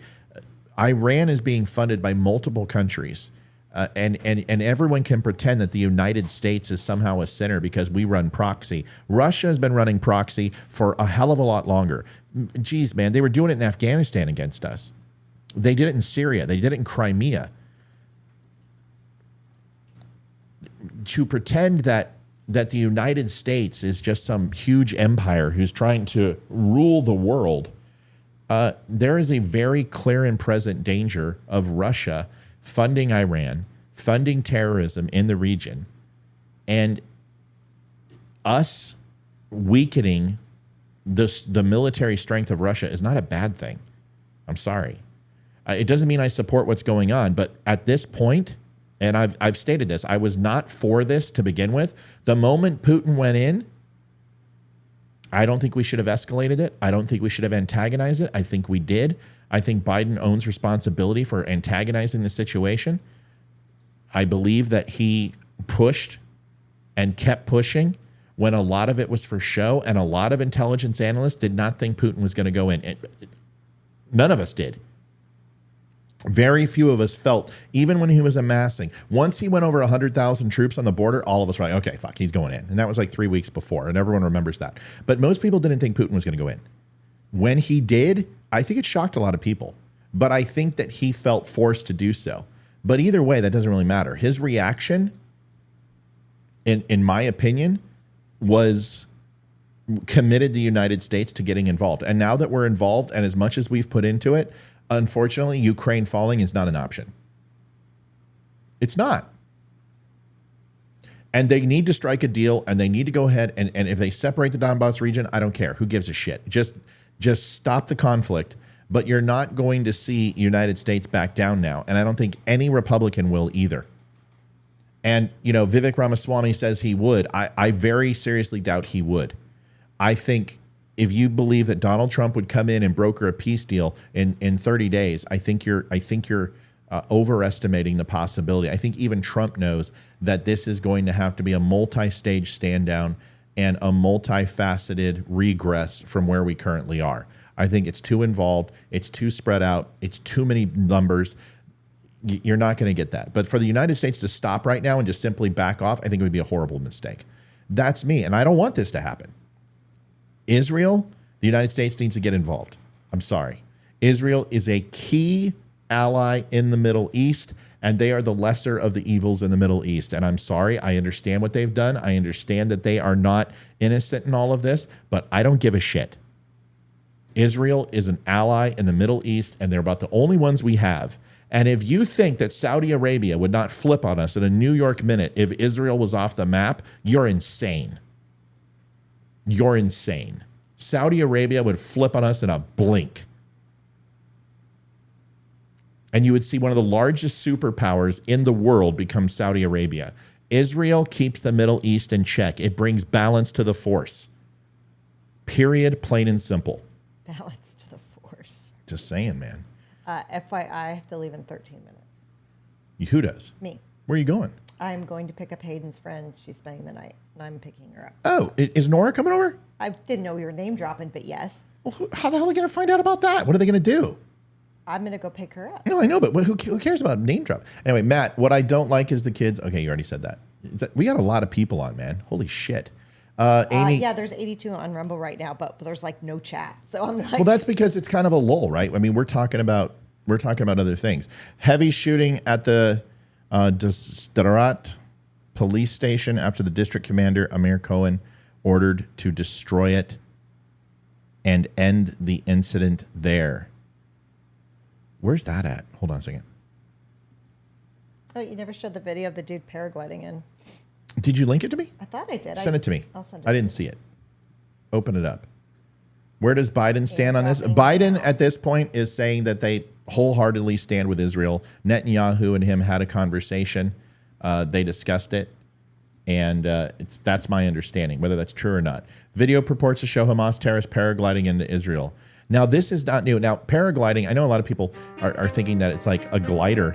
That's not what it is. It's essentially like a swamp boat fan and a parachute. And you only have to get up about, I don't know, you can run from any mountain, and there's plenty of mountain regions, and go off. And then it's more like parasailing than paragliding, but whatever. It's nuanced at this point. And having them come in. This is nothing new.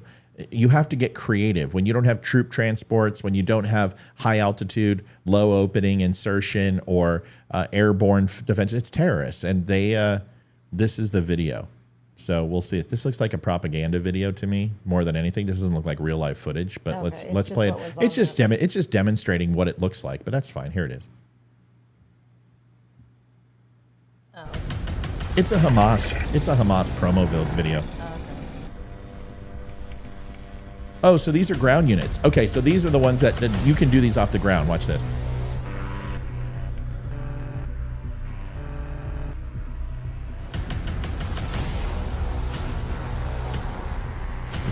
stupid. You're sitting duck.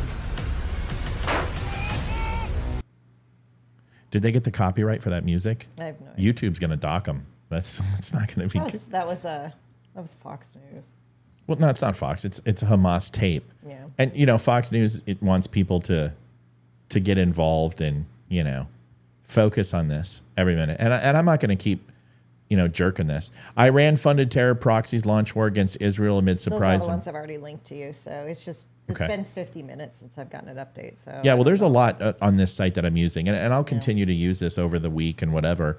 Is you're going to get real-time information here, and it seems to be kind of slowing down a little bit. It is nighttime. People are saying that Biden's about to have his press conference. Oh, really? Where? I don't know. I've just seen a couple things where they're getting ready for a press conference. Okay, well, let me go over to He's not ready Fox. speak. See, I don't this is know. I'm locked and loaded, Mama. Yeah, I mean, I would like to see it before I leave, but I gotta go.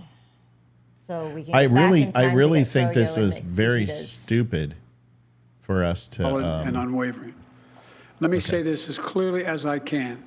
This is not a moment for any party hostile to Israel to exploit these attacks to seek advantage. The world is watching.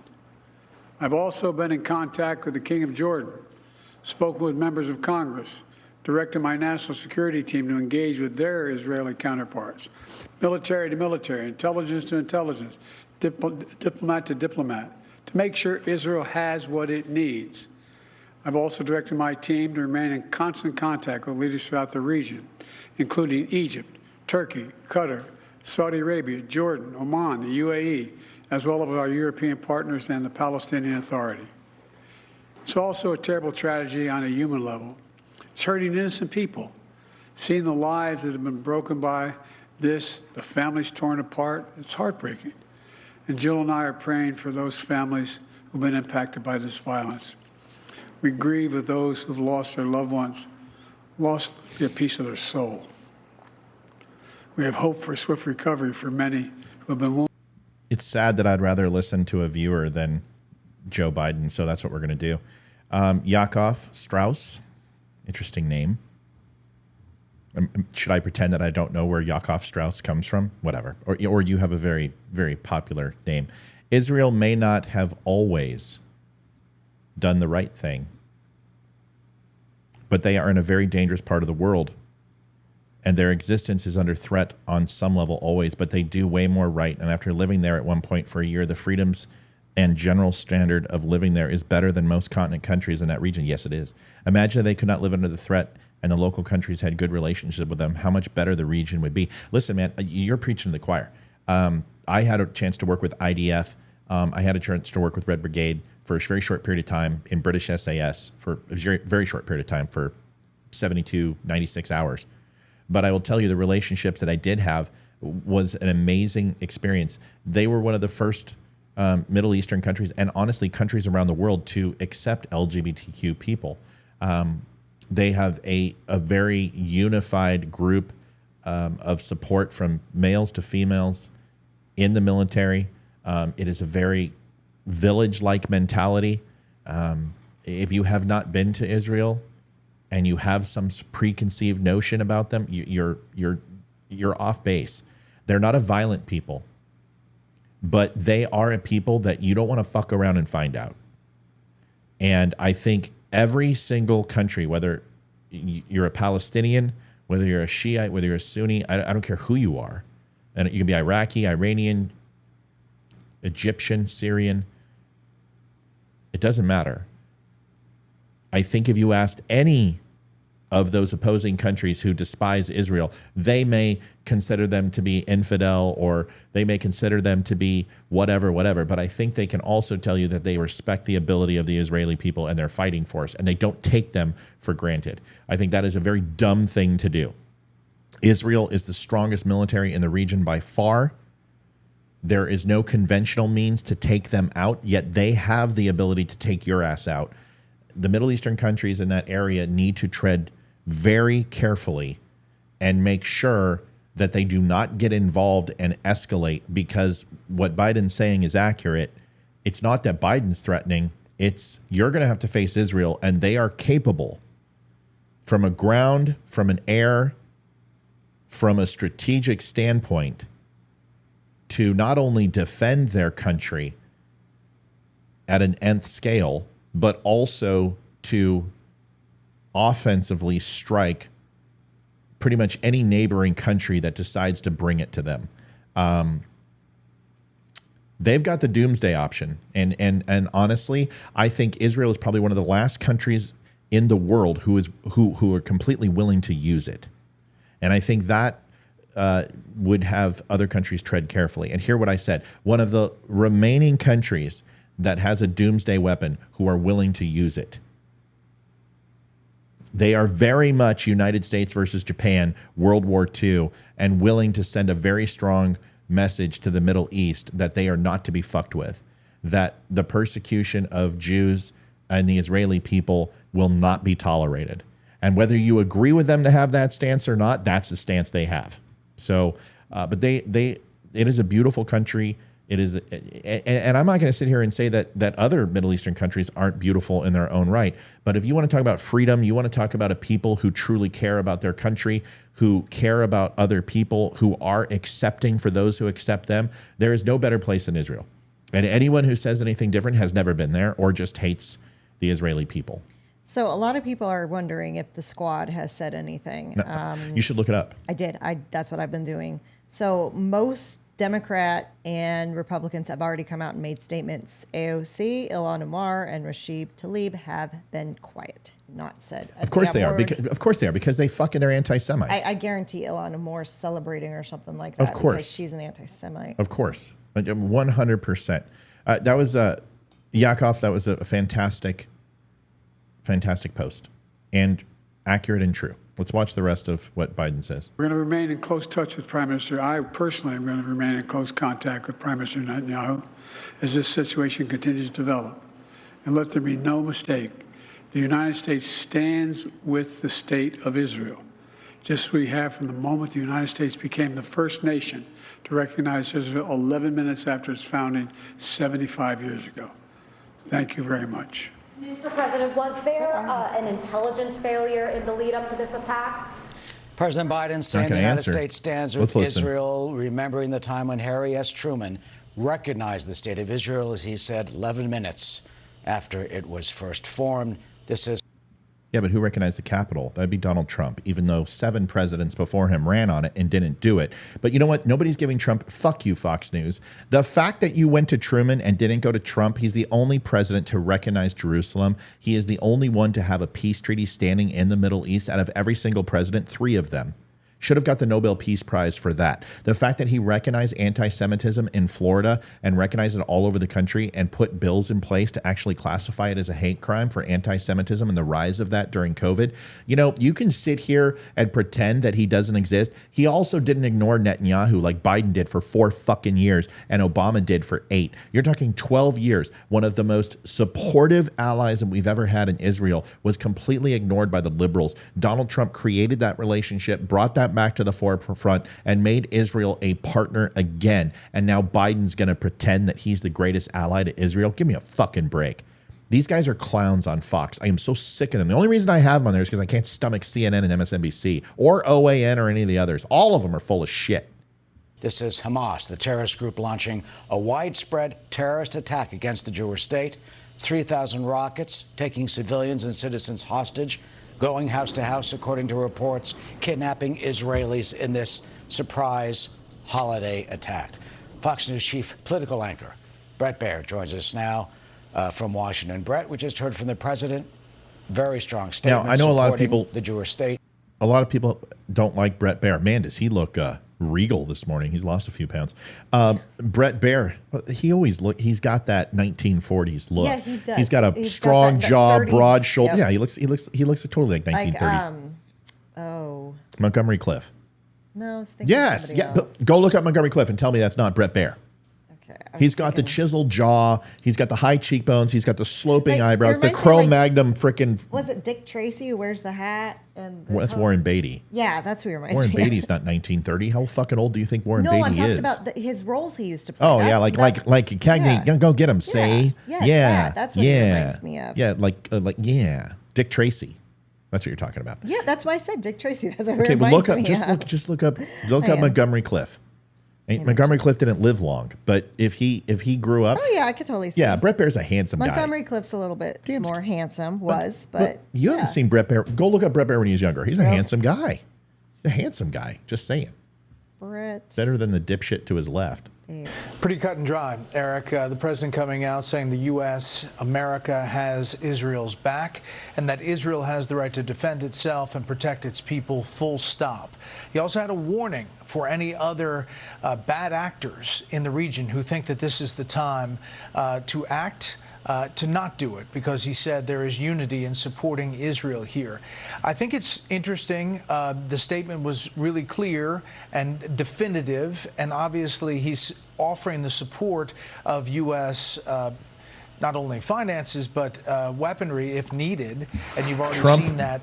Trump is live where? Yeah, where? Is he on Rumble? Yeah, he does look like 007 Brett. Listen, people don't like Brett Baer.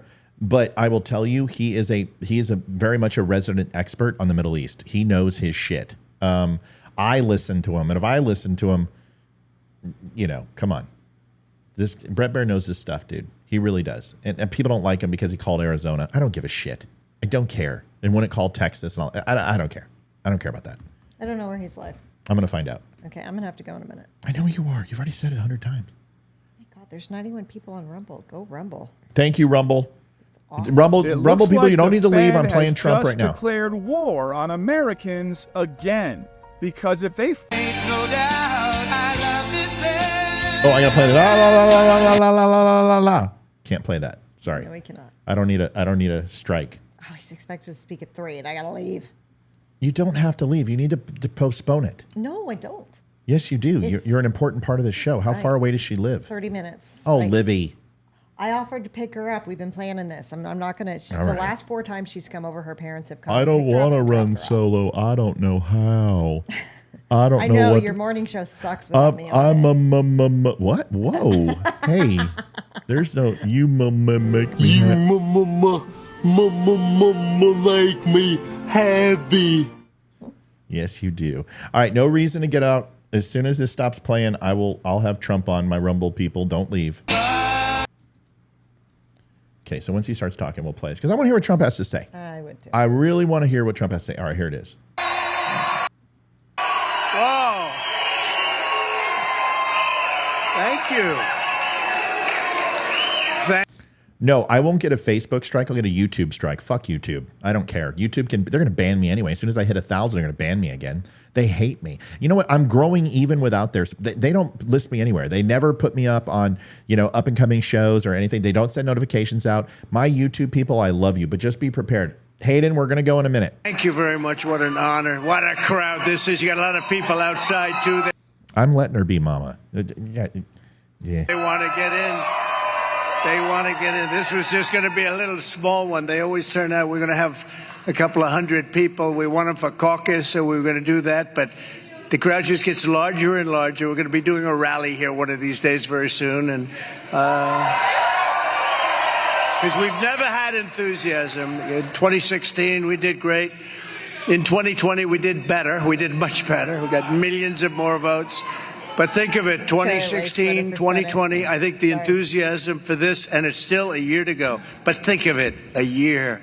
That's not much. And we have just a very short time until January, right? The middle of January, that's what we have to do. And we have to win bigger than we've ever won before because our country's going to hell. Our country's going to hell. We're going to stop it. So hello, Waterloo. We've been here before, and we love Waterloo, and you people are patriots. You built our country. You built our country. And thank you to the incredible supporters joining us. The legendary first, really, this is a legendary first, what we're doing in so many different ways. And our polls are a legendary first also. We're leading by, I think in Iowa, we're leading by 41 points. Babe, go. Yep. Go now, hang, and then come back. You got to leave. Put your headsets around your mic so people it's symbology that you're gone. If I had a little out to lunch sign, we need to make one. But hang your. I love you. You're such a great value to show. What? We've got over 400 people watching. I cannot believe, but holy. Well, then you're the one who quit. You're the one who's quitting. I'm a quitter. Blame your daughter. It's not me. All right, get out of here. Holy crap, we have a shit ton of I people told on. you. Holy shit. Great, thanks for welcome. Welcome to the Don't Unfriend Me show. We'll play Donald Trump. Here it is. It might get feedback from my headphones. It's not, are you kidding? It's not a transmitter. It's a bare head. Sit down. Leave. Love you. You don't. Sexy muffin. Love you. Yeah, I'll kiss you on everybody. I love you. See ya. All right, here we go. And it's 41 and going up rather rapidly, too. But we're leading by a lot. And nationally, we're leading by numbers that nobody's actually quite ever seen before. We're beating De Sanctimonious, I think, by 67 points. I don't mean we're at 67. And we're beating them all. I think Donald Trump has to go ahead and make a little bit of a stump. He's not going to just go right into Israel. Let him do his thing. I'm going to play him. We're going to listen to it. We'll come back. And we're beating Biden, very importantly, and most importantly, because we have to get him out of there. He is bad news. We're beating him by 11 points. That was Washington Post, ABC News, where they said, wait a minute. This is not good. They spent like $1 million on a poll. This is not good. Trump is leading by 11. We are going to disavow this poll. They're going crazy. Don't you love it? They're going crazy. I want to thank some of our friends, state representatives, Ann Osmondson. Ann, wherever you may be. Where are you, Ann? In this big crowd. Thank you. Thank you very much. I appreciate it. Charlie Thompson, where are you? Thank you. Thank you, Charlie. That's great. Good job you're doing, too, by the way. Derek Wolf. Derek? Wow, young guy. Good job you've done at such a young age. State Senator Lynn Evans. Lynn, thank you. Thank you very much. And somebody that's been with me, I think it might have been my first endorser all over the nation. You know, I had a lot of early endorsers, but this guy is very special. I call him the Marlboro Man. He's a handsome guy. I don't know if he's ambitious because he's confident. He's very happy doing what he's doing. He loves the people of Iowa, and he loves our country. Brad's on. Where's Brad? Where's Brad? I'm a lucky man. Luck has nothing to do with it. Do you know how long it takes to perfect this? I mean, seriously, I have to Marsha Brady my beard, like all the time, folks. It's a lot of work. I got to lift weights and. Look at him. See? He stands. He wants to give the best seats to everybody else. He's an incredible guy. Thank you very much, Brad, for everything, and especially early on years ago. We appreciate it. He had a feeling, he said, I just have a feeling. That was a long time ago. And former acting Attorney General of the United States, Matt Whitaker, did a great job. Thank you, Matt. Good football player, too. He's a good football player. Thanks, Matt. Hey, you're popular, Matt, huh? You're getting more and more popular. Every time I come, Matt gets more and more popular. He should. He's done a great job. We're here today for a very important reason, to commit to caucus. We know what that means, right? Commit to caucus. Exactly 100 days from now, each and every one of you is going to cast the most important vote of your lives. I believe that, too. I believe that this will be the most important election of our lives because this country is headed in a horrible, horrible. You know, I've watched a lot of Donald Trump interviews, and I will tell you that he seems more energetic, positive, and happy than I've seen him in 2.5 years. He really... I haven't seen him like this.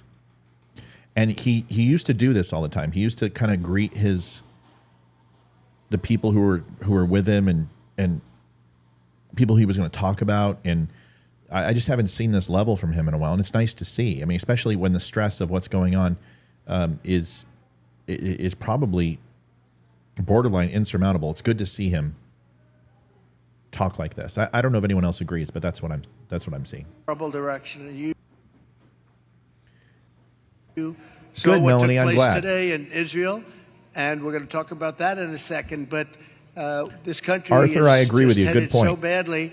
We'll talk more about Israel in a The Israeli minute. attack was made because we are perceived as being weak and ineffective, and with a really weak leader. And we will discuss it in a few minutes.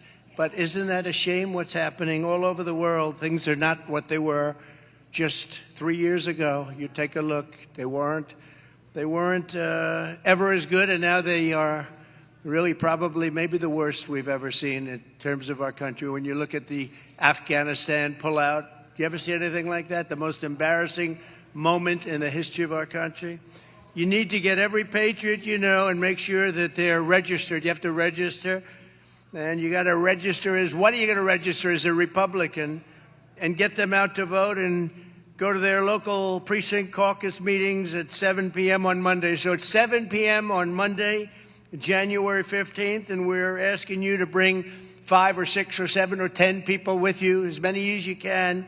Yeah, Renee, I agree with you. And I think he's comfortable in Iowa. We want to have a big, beautiful send-off, because then we have to go to war with the communists, fascists, racists, everything else you can be, Marxists. We're going to war with some very evil people, and frankly, some are good, but you get a lot of evil. Someone always asks me what's in my shake, my blue concoction with my heady foam. It's a pre-workout shake, and it's also designed for increased blood circulation and pumping. So when you lift, more blood goes into muscle groups, and it's got a little bit of ginseng in it and different types of roots. It's got deer antler extract, a few other things. Very amazing. It's like a slush puppy without super sugary. Remember those blue raspberry slush puppies? That's what it tastes like. And it's a great shake. A little bit of ice, a little bit of water, and this is what I drink. So this is before I work out. So just FYI. Sorry, Trump's more important. I'll shut up. Very evil and bad people. We got to win. If we don't win, we're not going to have a country left. We are not going to have a country left if we don't win this election. And I used to say it about 2016. This is the most important election, and I meant it. This is now the most important election in the history of our country. So together, nice, we're going to win the Iowa caucuses in a historic landslide. The more, the better. We've got to get them out. We've got to get them out. We have so many people. You know, when we did so well in 2020 with many millions or more, 12 million or so people more, 12 million more than we had. We had 63 million, and we got 12 million more. We did that, and everybody said, oh, well, that's a lock. Well, we're going to have to be very careful. We got to watch. We have plenty of votes. We got more votes. I worry about the ballots, those fake ballots that they put in. That's what I worry about. And we're not going to stand for it again. We're not going to stand for it. Together, we're going to win in Iowa. We're going to win these caucuses at levels that people haven't seen before. You know, we set the record last time. We're going to set it again, bigger and better. And next November, we're going to very simply. So I got to turn it off when he talks about the stolen election, because I really don't want to get banned. Chuck D. Simon says, the nation is under judgment in a vacuum of sound and viable leaders to make candidates for 2024, I assume, not 29-24, with the April 8, 2024 solar eclipse stopping the window of opportunity. All the strong candidates for 2024 are evil and compromised with the MOTB. Right. Make America great again, right? Did Bonnie Tyler sing about the solar eclipse of the heart? Is that what we're talking about? Bonnie Tyler? Yeah. I need a hero, but all these politicians suck my ass. Is that the song? I think I heard that somewhere, Chuck. Holy shit, Chuck. Get outside, touch grass. America great.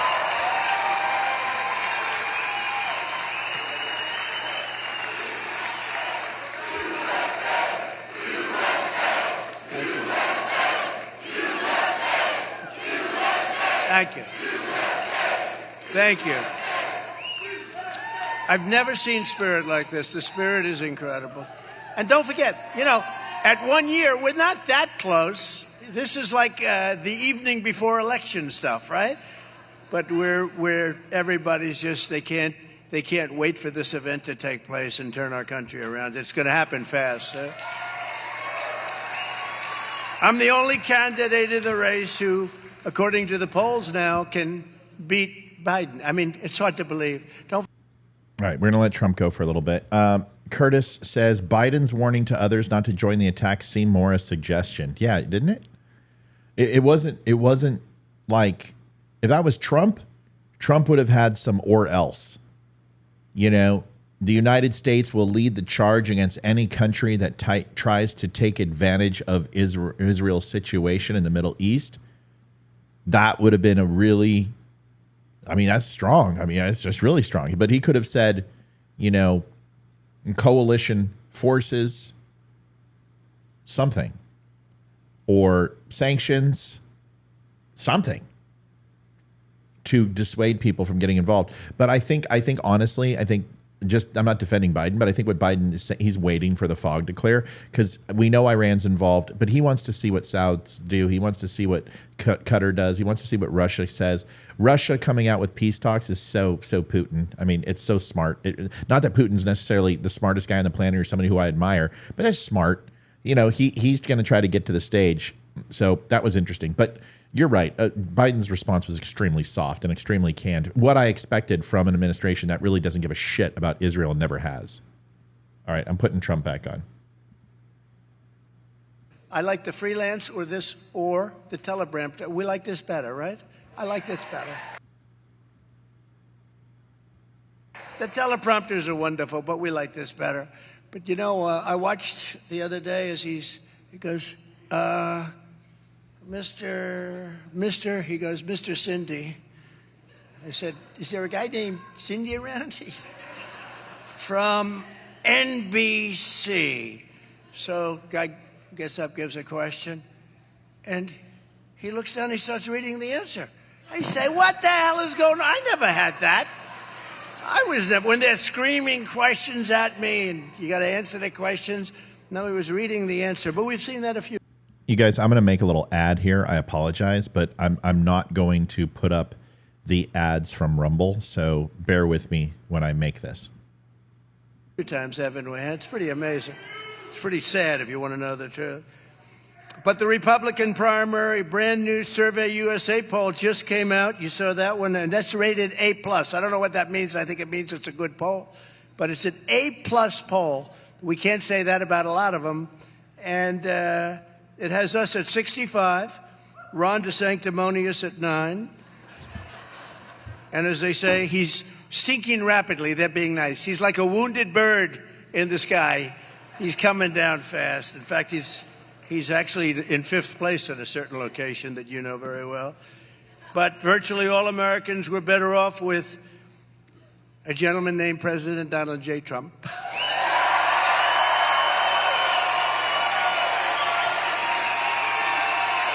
Thank you. Thank you. Thank you. To my people. You know, I shouldn't say this. I get myself in trouble. But I get myself in trouble with myself. When he says, I'm not allowed to talk. You say, who the hell's controlling this guy? I know, the people, the Marxists that surround him in the Oval Office, you know, that are all 35 years old or a little bit older, and they tell him exactly. But I will say that we are in a situation where I came and I made a statement, very strong statement. I said, I'm not going to lose Iowa. It was very cocky. Somebody said, sir, that's very cocky. I said, wait a minute. I can't lose Iowa, Nebraska, Wisconsin, anybody that grows anything, even if you do one little thing of corn, I don't get, because I got you $28 billion from China. So I said, there's no way. I was very cocky. A couple of people said, sir, you should not take Iowa for granted. I said, I got him $28 billion. And I still feel that way, excuse me. Nobody else. And I got it from China. You think that was easy? Not so easy. Because they were very unfair to you. They really were very unfair for years and years and years. And I tell the story that the farmers stuck with me, you know, during that negotiation period. That was a rough period because they said, we're not going to buy anything. We're not going to. And they didn't. You know, they're tough and they're smart. And we did a good job. We negotiated good. We know how to negotiate, you know. We'd negotiate. We'd made many, many great trade deals, incredible trade deals. But China came back, and I thought I heard $15 million, that we wanted $15 million for them to buy. But I misunderstood them, and I said $50 million. I want $50 million. They said, sir, no, we have it for 15. I said, really? No, I said 50. I want 50. I thought you said 50. So no, we said 50. And I said, all right, I want 50. And we got 50. They're big. That was one I said to the farmers of Iowa, Nebraska. I said to all of them, Wisconsin, great place, Wisconsin, too. We actually won Wisconsin. We won Wisconsin. Took them after the election to determine that, you know. Can you imagine that? I hate having to do that, but I don't have a choice, folks. When he says shit like that, YouTube will ban me. There's not. Okay, Sean, dude, seriously, that's your one chance. That's fine. We know you love Trump. Holy shit, we get it. Good, that's your one chance. Merry Christmas. Trump, Trump, Trump, Trump, Trump. Okay. There it is. I even showed it to everyone, Sean. So now I'm going to say, don't ever fucking do it again. Cleveland Indians. Major League. I don't know. I'll call you. I got another guy on the line about a pair of white walls. Don't do this old lay shit, Dorn. Don't ever fucking do it again. Okay? All right. Glad we had that talk. No matter what, is you swamp them. You swamp them. There's only so much they can do, you know. In other words, they can only cheat so much. Even them. They're going to go for max, but they can only cheat so much. And we have some very good controls in place. But we delivered record increases because, you know, it's actually the two. Yes, he's going to talk about Israel. He already said he was. He's got to do his stump speech first. How do you do it? How do you wake up in the morning and do it? I've been investigated by every investigator in the history of our country. It's the craziest thing. You speak up a little bit about the election. He's an insurrectionist. You take a look at what they've done to people, but they leave people in Portland that have destroyed it, the radical left. And the radical left is far more dangerous, in my opinion, than those on the right. Okay? Does that make sense? But, you know, they're trying to destroy our country, so they don't like to say that. But we delivered record increases in real family income. It went up by more than $6,000 a year, never anything close. With no inflation, gas prices at $1.87 a gallon. Think of that. And gas prices, I hate to tell you this, gas for all of those big tractors. Remember I told you, go out. Your farmers, we're going to make a great deal with China. Everyone said, you'll never make that deal, by the way. And I don't even talk about that deal because of COVID. You know, it's just a step too far. I don't even discuss it. I talk about USMCA. I talk about a lot of things, the deal we made with South Korea, with Japan. I don't talk about that because it was a step too far, the COVID, what happened.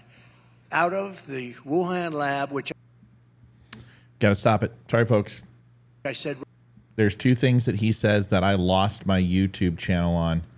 And it's not that I support censorship. I just know how to get along in this world. And my wife is working her ass off. I've already been over 1,000 twice on YouTube. And then once I hit 1,000, they banned me. I'm not going to give them a reason. Olivia's working too hard. So when he talks about two things, COVID and the election, we all know where he stands. We all know what he thinks, and I have to mute it. Otherwise, I lose my channel. So I'm not going to do it. I'm not going to let him do it. You all know where he stands. There's no confusion. If you don't know where he stands, it takes 5 seconds to listen, but we've all heard this before. I want him to talk about Israel. I wanted to hear about a few other things. So I'm going to just let him go until he's done with it. Sorry. And we took it away. We took it away, and we're usually crooked because for Joe, it does fit. Yeah, let's face it. But under Biden, the 30-year mortgage rate recently hit a 23-year high. I'm sure you're thrilled about that, those of you that are looking for financing and have absolutely no chance of getting it. Because you don't, number one, they don't give you money. Number two, if you get it, you have to pay a number that's crazy. Under my leadership, it hit an all-time low in history. Under my leadership, under what we did, we were talking about mortgage rates that were the lowest they've ever been for people going out and buying a house. That's really good. The Biden 2,000 monthly payment buys you a house worth, as an example, yeah, okay, I know. $300,000.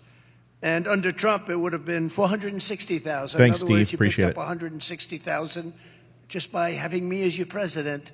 And that'll happen again, except much more so. It'll happen again. So you pick up 160,000 in a very short period of time. Now it's going to happen again, much bigger, because we're going to do things. Fred, I don't understand why people always make fun of Donald Trump and his hair.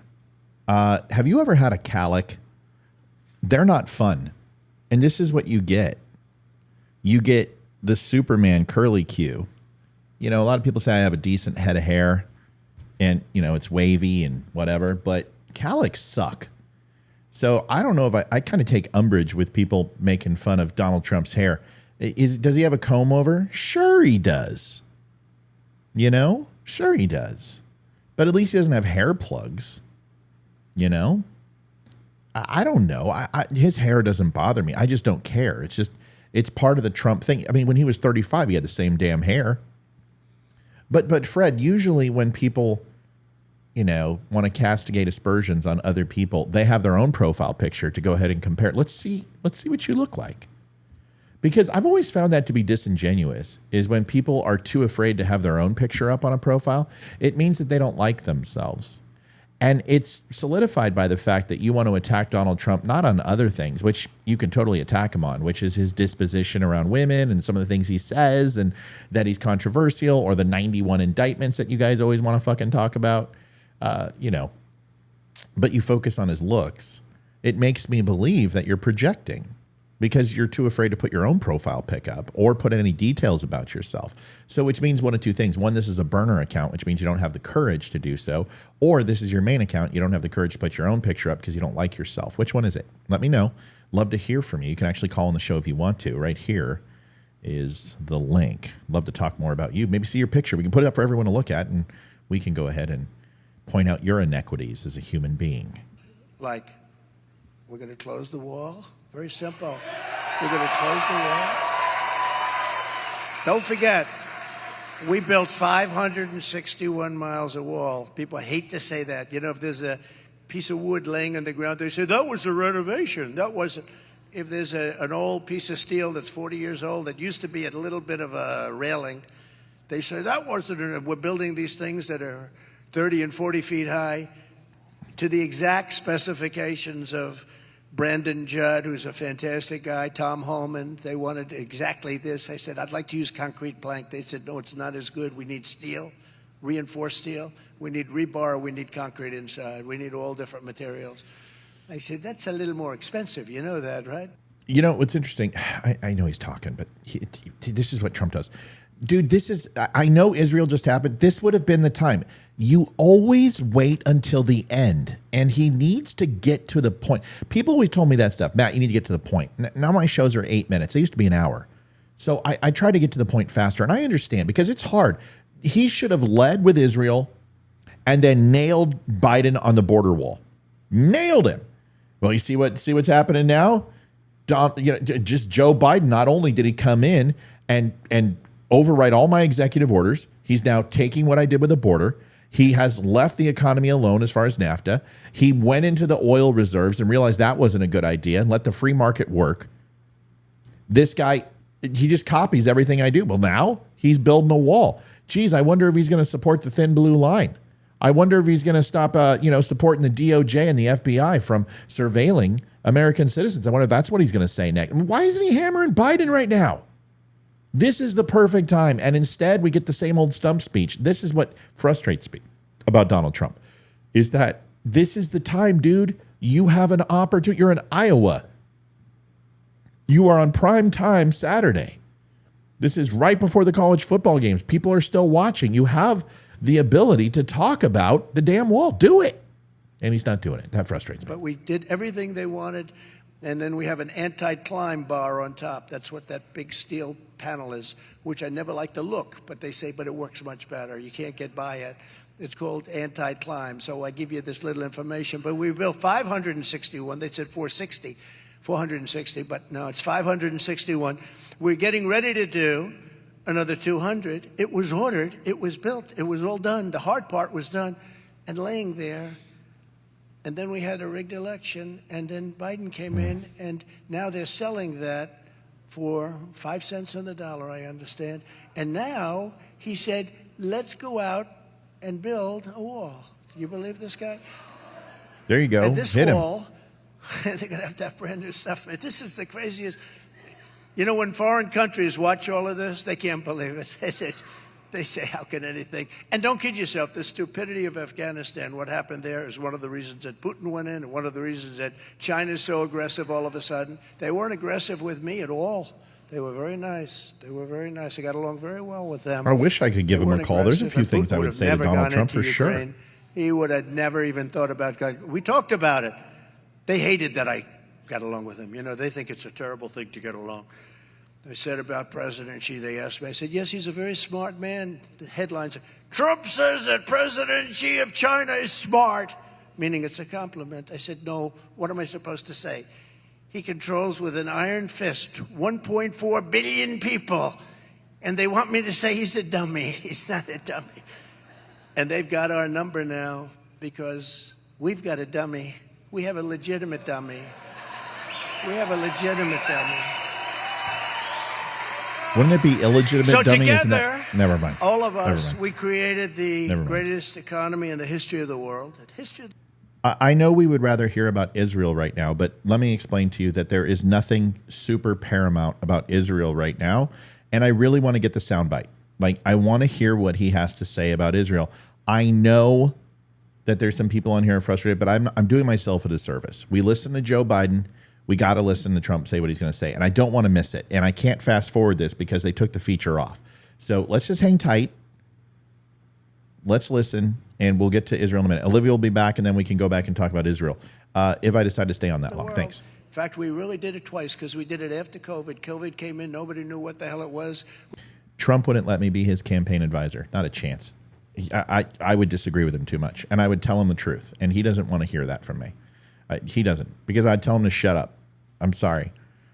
This would have to be, I would say, Donald, listen, you're a brilliant man. You're a businessman. You have great instincts when you stay on message. But if I'm going to be your campaign advisor, I've got to have the kill switch, which means I have to be able to tell you to shut up at any time, and you will. And if you won't, I'm not going to be your fucking campaign advisor. That you either hand me the keys, that's it. You're the man, you toe the line, but when I say shut up, you got to shut up. There's no way. Donald Trump doesn't want a campaign advisor. He doesn't need, Corey Lewandowski wasn't a good campaign advisor. He doesn't need that. Donald Trump just needs to stay on message. And as long as he stays on message and puts the most important things first, he'll be fine. Today, very, very uplifting and good. I liked it, but he should have dropped Israel right away, and he should have dropped on the border wall right away. You got to get those things out there and take those quick hits. You can't bury the lead. Don't bury the fucking lead. That's what I would tell him. Donald Trump and I are sitting across from each other. Mr. Trump, stop burying the lead. That's what you do. You bury the lead all the time. Get it out there right away.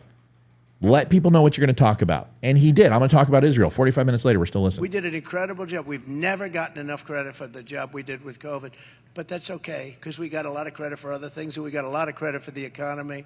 But we did it twice. We built back the economy. The stock market was actually higher when we handed off on January 20th. The stock market was higher than it was just before the China virus came in. I call it the China virus because I like being accurate. You know, it's good to be. I also fought for. Yeah, Thomas. And nobody. Thomas, I believe that these numbers in Israel are going to be up in the thousands by the end of the 48-hour period. 400 people killed, 1,600 wounded. Yeah, and those casualties, you got to assume a quarter of them aren't going to recover. It's bad. It's bad. I mean, this is huge, and like I said, I'm playing Trump right now because I want to hear his talking points. We'll get back in Israel in a second. Olivia's out, so I'm kind of just filling in the time right now because Olivia's huge. She helps me stay on point and also does some research for me. So, listen, this is when Trump can shine. And by the way, I don't think Joe Biden's stupid. Somebody said he was stupid. Joe Biden is not dumb. He's not. He's just not very good at his job.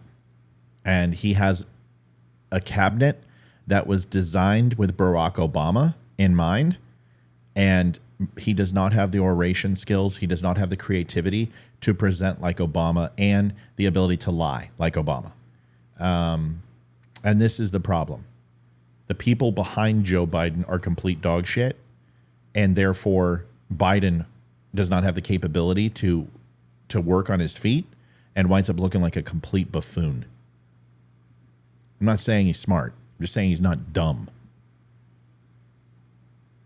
One thing you always see with a politician, whatever they're in first, that's where they go. So, Kristen, let me explain something. He's never going to fuck you, okay? You don't have a chance. He wouldn't touch you with a 10-foot pole. Why you feel the need to defend Donald Trump when I didn't say anything bad about Donald Trump baffles me. Shut up. Firstly, Trump would never be sitting across from you. He doesn't need someone to tell him how, what, when, where, and see it. Bye. See you, Karen. He's never going to fuck you. Okay? You're just as bad as those people who post, I'm really sorry to intrude on your post, but what you say is so interesting. You don't have to suck his dick. He's a man. He's a human being. He makes mistakes. And I'm going to call him out for it. So you're never going to fuck him. So you don't have to defend him all the time. He's a man. He can stand on his own 2 feet. Would Trump ever sit across from me? Probably not. Who gives a shit? He's never going to sit across from you either. Relax. You're not going to sleep with him. It's a little Joe Biden right there. So he's coming. I heard he made some fairly positive statements about ethanol last week, finally, because he tried to kill it entirely. But guaranteed one thing for certain, he will try and kill it as soon as the election's over. If he wins, and if he wins, that'll be Netanyahu. Netanyahu and Trump get along extremely well. The numbers, but he'll go back. Ron also, and some of the others, but Ron was very destructive on Social Security. He wanted to raise the minimum age, and he wanted to toy with it, and he wanted to weaken it. And I said, no, he didn't. Bullshit. They deserve it. We can do other things. Like, we can make so much money by doing a thing called drill, baby, drill. We don't need this. We don't need this. Okay, I got to call Trump out on this one. You know, we have more oil and gas than... Just because somebody says we need to look into Social Security, we need to look into Medicare and look about possibly raising the age, he didn't say he wanted to raise the age for all senior citizens. That's a scare tactic. That's bullshit. He supported a cutoff line that would say certain people at a certain age, so which would be anyone who's 45 and up right now and is put into Social Security is guaranteed Social Security when they hit 65, 67, whatever the age is.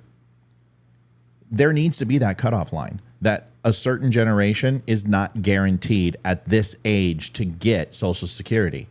And all you do is put a cutoff line and you make it fair and you vote on it. That's what Ron DeSantis said. And honestly, I agree with him because people are living longer. Now, I understand the average age, 78 years old. That's hard. People are like, okay, I retire at this age. I've got 12, 11 years of life. Well, that's just the way it is. Social Security is a horrible fucking thing anyway. We should give people the option to take their money out of Social Security and put it in an IRA or put it in some sort of investment. People know what to do with their money better than anyone. And Social Security is a complete shit show. But if you want to save Social Security, you better extend the age and do a cutoff date. Anyone 35 years and older who did not go ahead and put in Social Security past the age of 36 on this date, you will not receive your Social Security until you are 70 years old. Period. That is not shutting down Social Security and Medicare. It's looking at it. And DeSantis proposed that and signed on to a bill. And everyone should. So for Trump to say that, it's bullshit. It's not true. That's a lie. And it's a lie campaign ad. And you shouldn't go ahead and believe it because it's not true. There it is. Business in the United States. They said, like I said, we won't buy. And they didn't. And we were ready to make a deal with Iran. Had the election not been turned out the way it did, to put it, I'm trying to be nice, right?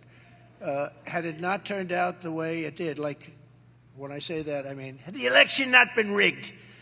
Joyce, I don't disagree with you. I just don't think he's an idiot. We would have had a deal with Iran. We would have had no inflation.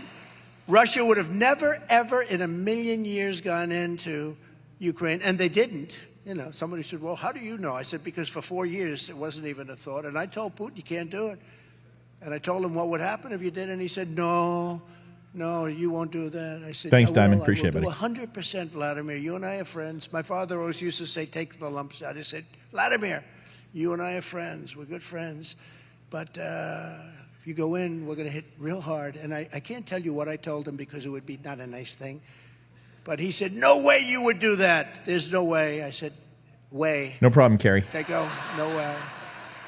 And you know what? The end result, I did a poor job. He didn't believe me. But you know what? He believed me 10%, and that was enough.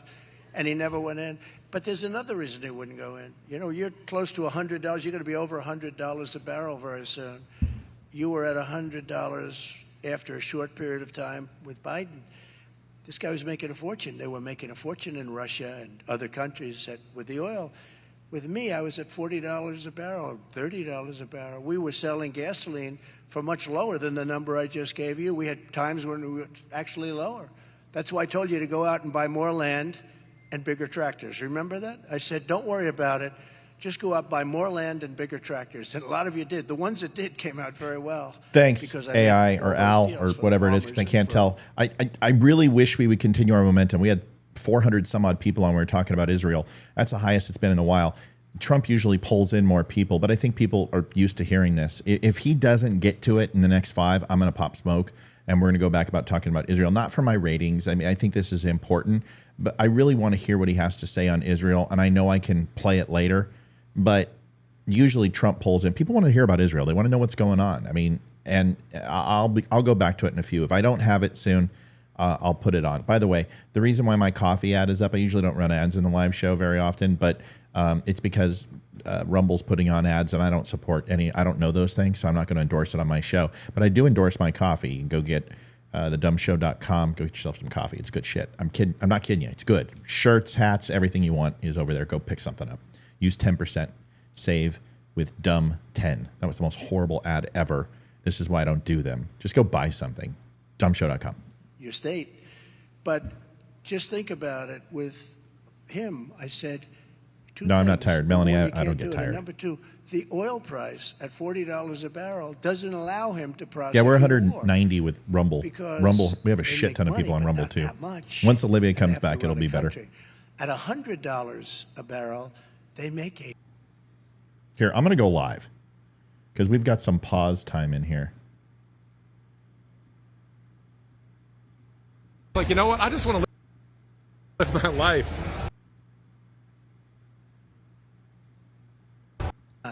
But after a certain time, almost 100% of the people agree in the 7th month, the 8th month, the 4th month, but the 9th month Nice, and after Melanie. birth, they don't want to see that happen. They don't want to see that take place. So when you speak about it properly, That's fair, Rick. perhaps like I just That's spoke fair. about it, I don't know. But when you speak about it properly, otherwise it's been a very devastating issue. That's what happened in the midterms. You had politicians that had no idea how to talk about the issue. It was new. It was shocking because nobody thought it would happen. I got that for you. And I got that for a lot of people they consider that to be the greatest achievement. But I just say, speak about it properly. Speak about it right. It's an amazing thing that happened. And now you have tremendous powers of negotiation. And some people say, oh, Trump isn't pro-life enough. And other people look at him and say, I don't care what he's saying. That's the guy that got us here to talk in the first place. Because nobody else could have done it. Nobody else could have done it. So you're going to speak about it. You're going to speak about it properly and intelligently. It's a very, very complex issue and all. But we did a tremendous thing because remember, nobody, at a certain period of time, nobody wants to see death to those babies. Nobody. Almost, you could say, almost the most radical people on the other side. The Hamas terrorist invasion of Israel territory. Thanks, Jason. Yeah, I figured that out by hitting live. I like to forward, but thank you, brother. Appreciate you doing that. Jason, we'll talk next week, man. It's been too crazy. We had 400 some on earlier. We're dropping a little bit now, but yeah. Israeli territory and the murder of Israeli soldiers today. Here we go. The brutal murder of citizens is an act of savagery that must and will be crushed. It has to be dealt with very powerfully. This is a time where the United States needs leadership. We don't have leadership. But Israel is at war, and the United States obviously is going to stick with Israel, and strongly. The war happened for two reasons. The United States is giving and gave to Iran $6 billion, $6 billion, over hostages, And, there was a very good trade. They got 5 hostages. We got 5 hostages. Okay, that's the good news. The bad news is, and their hostages were tough, by the way, I have to tell you. That was, okay, let's assume they're doing just fine. But it was 5 for 5. But in addition to that, we agreed to free up $6 billion. And that is an absolute disaster. And I would not be at all surprised if part of that tremendous wealth that they just accumulated went into all of a sudden watching this level of aggression. They didn't have that level of aggression with me. They didn't have it. This would have never happened with me either. You know what wouldn't have happened? Ukraine wouldn't have happened. Taiwan and all this tough talk with Taiwan wouldn't have happened. And what's going on with Israel right now, people were shocked. I wasn't shocked because 2 weeks ago we gave them $6 billion. Think of it. So we get 5, they get 5, but the difference is we have to give $6 billion. $6 billion! Does anyone know what a billion is? $6 billion. It's like it's water. It's a lot. And we have now, our country is a perceived, we're really a country that's looked at with this tremendous perceived weakness with a grossly incompetent and corrupt president. He's an incompetent man. He's corrupt. I don't know if he makes it to the starting gate. I guess in a way he does. We want to, and I say it all the time, and I mean it 100%. I would rather that Joe Biden right now, instead of being one of the worst presidents, and I think without question the worst president, the most corrupt president. Okay, somebody ban Sean, please. Dude,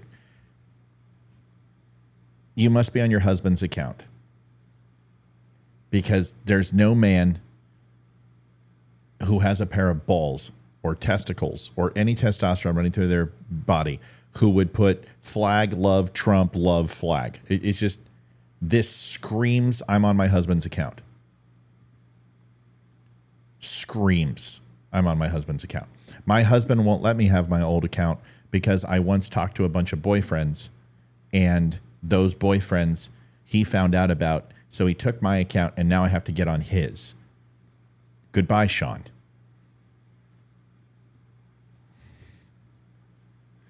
Your husband didn't want your emasculating posts on his page anyway. Goodbye. President, the most incompetent. I would rather have him be a great president, even though that would mean likely. You're right, Rick. Doing this, I said that earlier. Iran is all over this, of course. If he were a great president and our country was doing well and we were respected throughout the world and we wouldn't have all of what's happening in our cities, our Democrat-run cities are really going to hell. They're going to hell. When you look at stores being looted by hundreds of people that run into the stores. And Loretta, you just wrote $6 billion. And our great policemen aren't allowed to do anything. They want to, but they're not allowed. They don't want to lose their families. They don't want to lose their sons and daughters and their houses and their Mike, it's not a contest. And all of that. Just and they could stop ban them when they quickly. need to go. Thanks. And we just allow them to roam in and roam out. Everybody's out there. You have cameras. These same cameras are out there shooting these people walking out with television sets. Then you announce these big department stores and drug chains are leaving the city. You look at what's gone on with New York. That was a little fast. San Francisco and Chicago. I would have liked to have seen a little bit more from Mr. Trump on that, but it is what it is. We will come back. Let's get back into Israel. I'm going to take this ad off. No longer need it. But by the way, if you haven't, you can stop by thedumbshow.com. Pick yourself up the Try That in a Small Town shirt. They're very cool. Go do that. All right. Get some information here on Israel. Let's see what's going on. See if we have anything new. We went ahead and jumped off from this just a little bit ago. Heavy shooting at the police station after the district commander ordered to destroy it. Let me go ahead and refresh.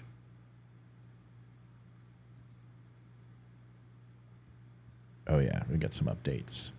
Violent raids west of Khan Yunis. Let's try to find this on the map. Same thing. Down in western Gaza. Clashes in Gaza.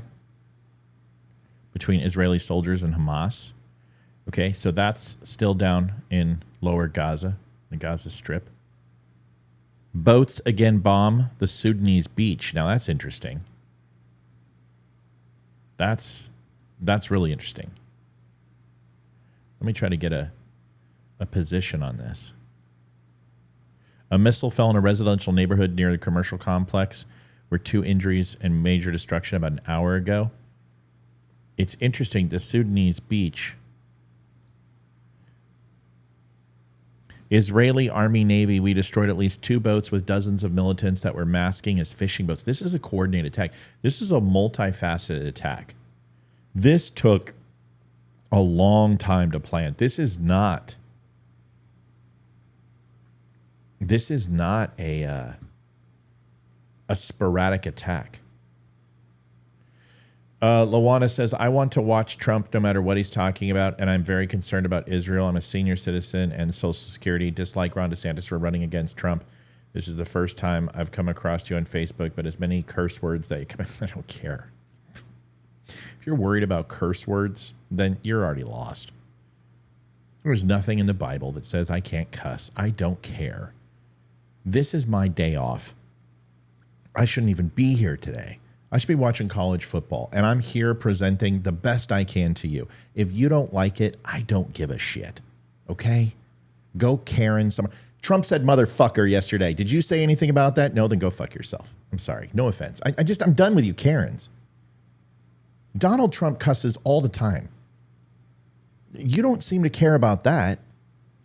What makes you think that if I drop a few curse words that I can't wax intellect with you, that I can't go ahead and sit here and be frustrated, or I can't drop a curse word once in a while, and somehow that lowers the quality of intelligence that I possess, or my assessments aren't right? And here's the other thing. You can pretend all you want that you don't know those words. You most certainly do, or you wouldn't recognize them as curse words. You've heard them before. And guess what? You're going to be fine. You're going to be okay. But if I want to express myself with a few colorful metaphors once in a while to make my point emphatic, and if that bothers you, then perhaps this show isn't for you. If you're already offended, then perhaps another show is better suited for you. Why don't you go watch Fox? But it sounds like you don't like anything. That if I say anything that isn't me getting down on my knees and surrendering my soul to Donald Trump as the greatest person on earth, and that he's the second Messiah of Christ, it sounds like you're not going to be happy anyway. So, c'est la vie. I cannot stomach. You could do this show and show you have some intelligence. Why? Because cursing isn't intelligence. Why? Do you think George Carlin was stupid? George Carlin cussed all the time. Do you think he's dumb? Donald Trump curses. Do you think he's dumb? Mark Twain cursed. Was he stupid? I don't understand.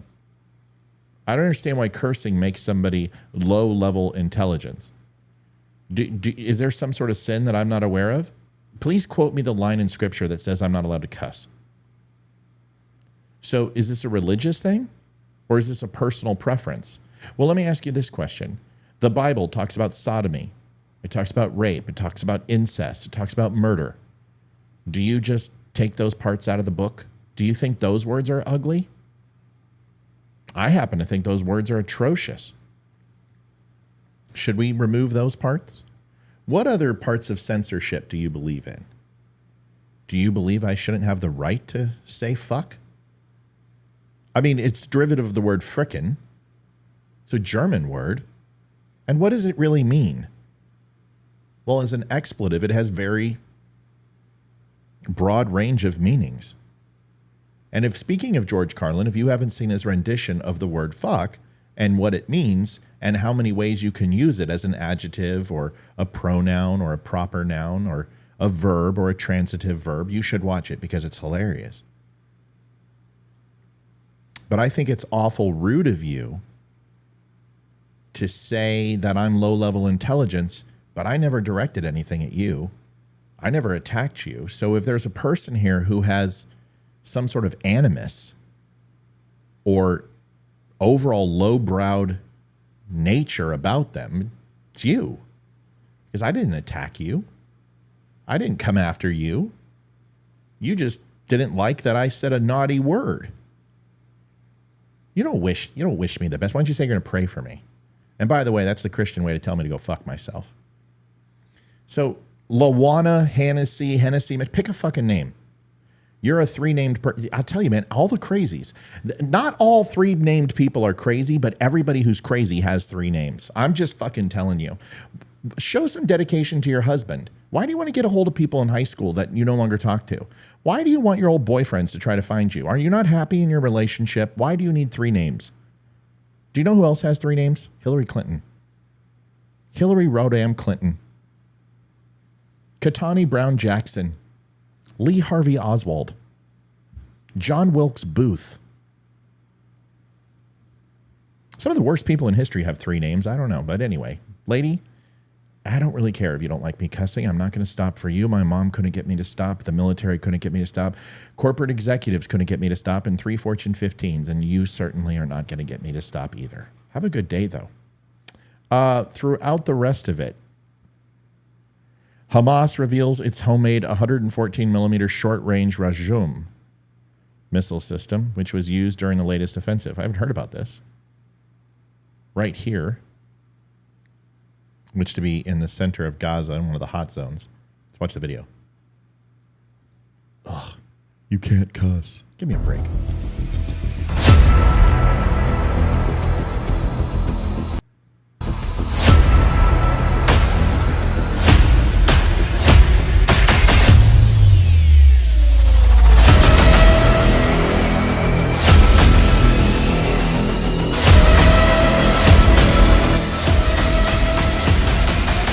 Sorry that's so loud. I'm bored.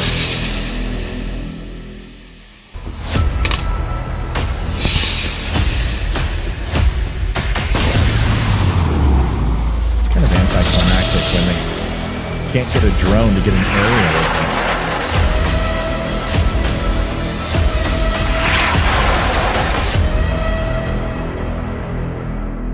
Look at those Hamas propaganda videos. I mean, seriously, where do they get the funding?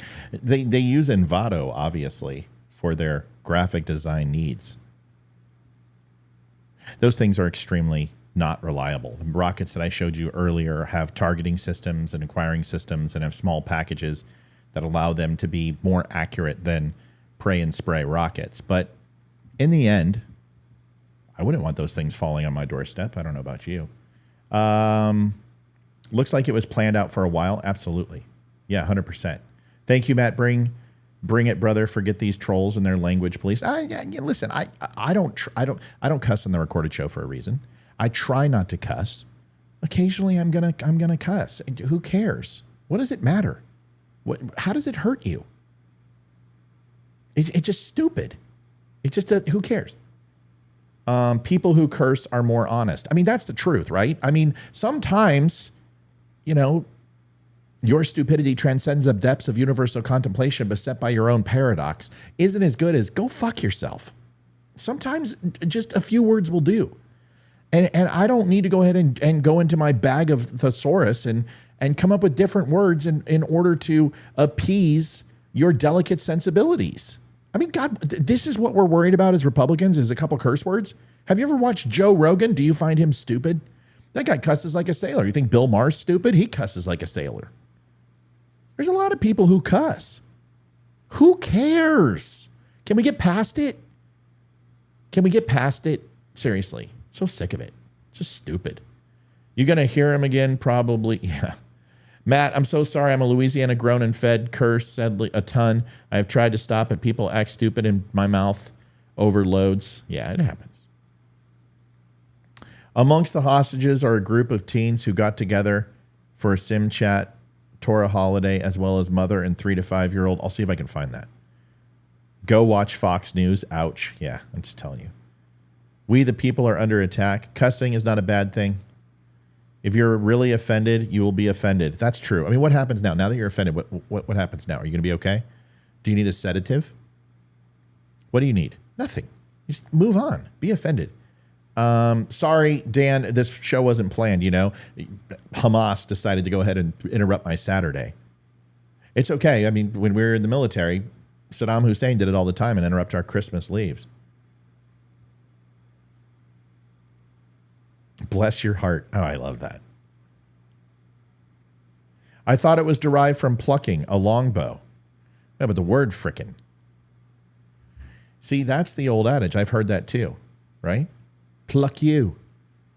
I don't know if that's accurate. I don't think that's accurate. See, what he's referring to is a longbowman in English history would use their longbow to pull back 3 fingers of the longbow and launch their volleys. And then ultimately what they would do is that the opposing army, whether it be the Hessians or whoever it was going against the English, would go ahead and cut the middle finger off of the longbowmen when they took them prisoner and then released them back into populace instead of killing them. So they couldn't use their longbows again. It was extremely deadly and accurate. I mean, horrible. The yeomen who were able to use these bows at precision accuracy and thump a little less than a ballast when it would punch through armor with these heavy longbows. And they would remove their middle finger. Well, upon opposite sides of the battlefield, whether it was the English or the Welsh or whoever they were fighting, once again, they, as a taunt, similar to the Irish and the Scottish, as they would lift up their kilts and show their arse and tell the opposing army to kiss their arse, they would raise their hand in defiance for the ones who had their fingers removed and instead reduce all their other fingers and show their middle finger and show it to the opposing army and say, pluck you, you know, go pluck yourself or whatever, to show them that they still had their middle fingers and that they were going to rain upon them arrows of terror and death and destruction from above. And all of this came down to pluck you and turned into, over the years, as fuck you. Once again, true, not true, I don't care. It's a good story. It's a fun story. And the fact that I knew that story shows that I'm an ignoramus who just uses curse words because I can replicate that story because I've heard it too. What a dummy. Jeez, people. So personal. Trying to see if there's anything else. Libya should be home soon. Violent raids west of Khan Yunis 12 minutes ago. I think the heavy portions of this attack seem to be winding down. Local sources, an armed clash with Israeli forces in the town of Abu Dis, east of Jerusalem. Now that means it's in the northern portions. You can see that right here, the northern portions. That is moving up.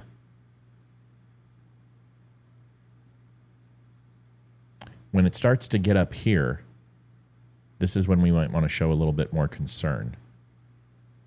Because these forces up north are probably going to come down from Lebanon, which is a whole new ballgame in this conflict. Here, high tension between ISF and Hezbollah operatives, North Israeli borders. Here we go, Hezbollah's getting involved. Blue Line ISF opened gunfire at a group of Hezbollah operatives riding motorcycles. So that is one that happened quite a few hours ago. Then you have another conflict. Information sources, Hezbollah goes on standby, and the UNIFIL forces closes in on its bases. So no conflicts with Hezbollah as of right now, which is good. So you're not getting Lebanon into this fight. And it will, because Hamas forces has called for Hezbollah to get involved. Local sources, an armed clash is east of Jerusalem, which I just reported on. Bombing agriculture land in Kazan al-Niger in Khan Yunis. So that's down in Gaza. Violent raids west of Khan Yunis. Clashes in Kafr Azah between Israel sources. Let's go ahead and check on Fox, see what's going on here. With what Jen Griffin was talking about earlier, the defense secretary reaching out. I'm going to refresh that and see what's going on here with some reporting. in Israeli territory, and then figuring out how they are going to free go ahead the and listen to soldiers and this. civilians that were taken into Gaza alive. Arthel?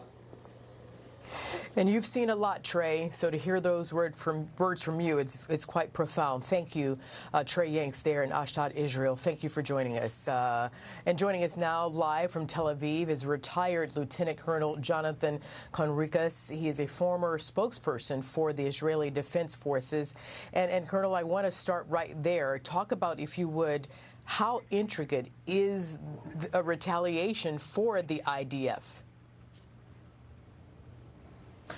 Well, hi, and thank you for having me. As Trey said, this is an unprecedented attack. The scope of the attack against Israeli civilians is something that, despite the fact that Israel has gone through more than... Oh, look at me dropping the knowledge. Thomas Griffiths says, the F word was recorded in a dictionary in 1598. John Florios, A World of Words. London, Arnold Hatfield from EDU Blount. It is remotely derived from the Latin and Old German fricken or fuken, meaning to strike or to penetrate. Thank you very much that I knew the etymology of the word. Mm-hmm.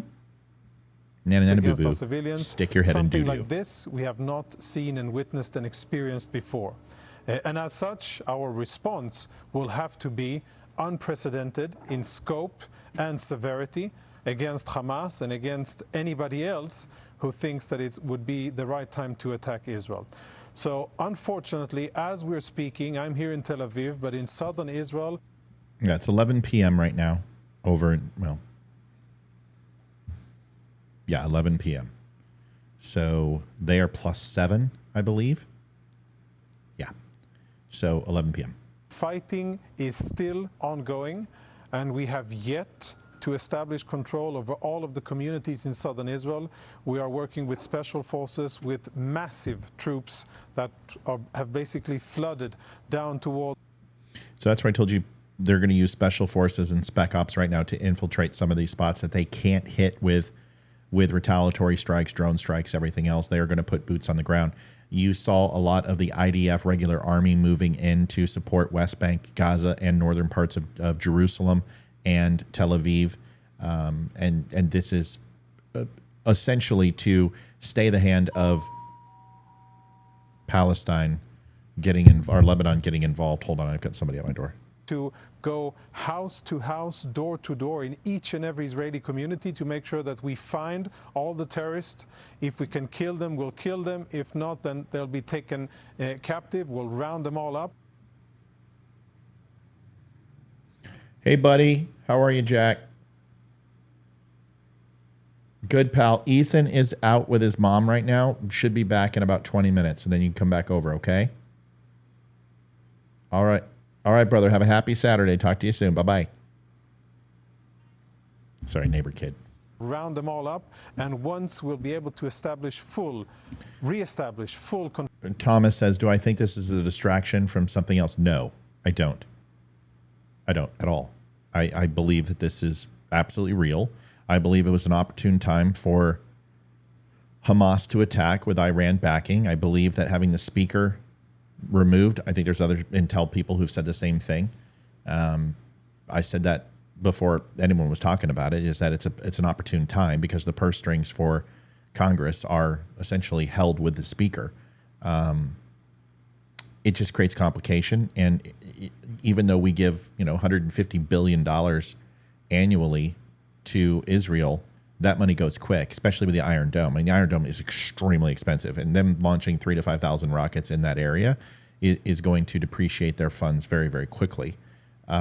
So I think that's strategic. I think Russia's getting involved because this is bad for them. They want Iran's focus not on Israel. They want Iran's focus on Russia and helping them support with Ukraine. They're sending merc groups up. They're sending guerrilla groups up, and also armaments, predominantly military shells, and rudimentary type weapon systems, whether it be drones or other technology from Iran into Russia. So Russia's asking for peace talks and negotiate peace talks between all three, between Iran, between Israel, and in Gaza and West Bank. and making sure Lebanon and Palestine do not get involved to an extent where this becomes out a conflict that's multiple area, multiple region conflict.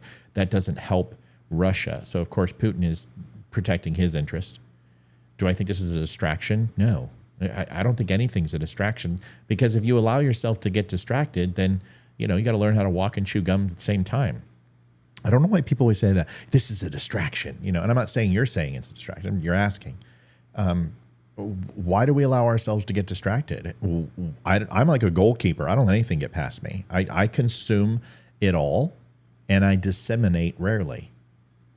That is why my mindset has always been, and why I'm usually right, and I will stand by all my shows. If anyone wants to dredge them all up and go through them all, tell me where I'm wrong. Is because I don't process everything. I disprove everything.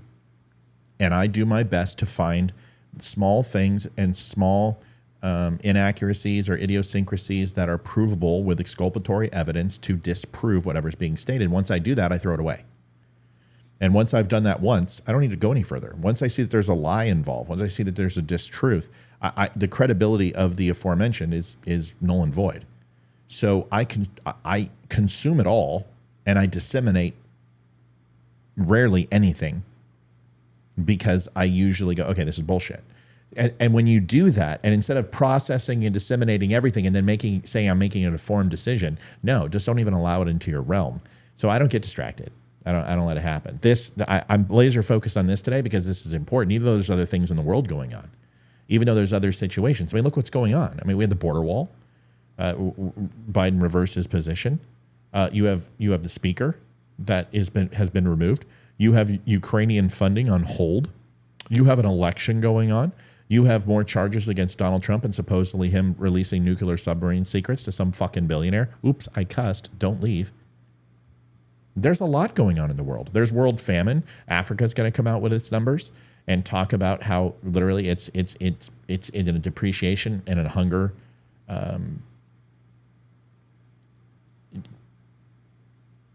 in a famine state. That's huge news. You got China and Taiwan going on. I mean, there's a lot of shit going on, guys and girls. And you can let it all distract you, or you can process the most important thing. And right now, most surely, this is the most important thing going on in the world. Hands down. The Middle East, I mean, from a biblical sense and from a geopolitical sense, this is 10 times more important than Ukraine. Because until Vladimir Putin says, I'm going into fucking Poland and I'm going to dissolve NATO and I'm going to war with everybody, he hasn't said that. He says if a nuclear strike happens on Russian soil, then the whole world's going to pay. That's just called nuclear deterrence, and that's been going on since 60s. This is a lot different. This is the Holy Land. This is biblical and geopolitical and economic. World economics all is here. Do we remember Carter? Do we remember when there's wars? Do we remember Gaza in 76? Do we remember what happened on the West Bank? Do we remember 2004? Do you guys remember gas prices? Do you think that could happen again? Fuck yes, it can. You think gas prices were bad? Wait till there's literally a conflict in the Middle East, and you got Joe frickin' inflation Biden. I mean, if you want to see $15, $20 a gallon, it's not unrealistic. So there's some implications here, and they need to be focused on. So I don't allow myself to be distracted. I don't know why people say that. In my opinion, when that lady said that because I cussed, I'm low intelligence, I think if you get distracted, you're low intelligence.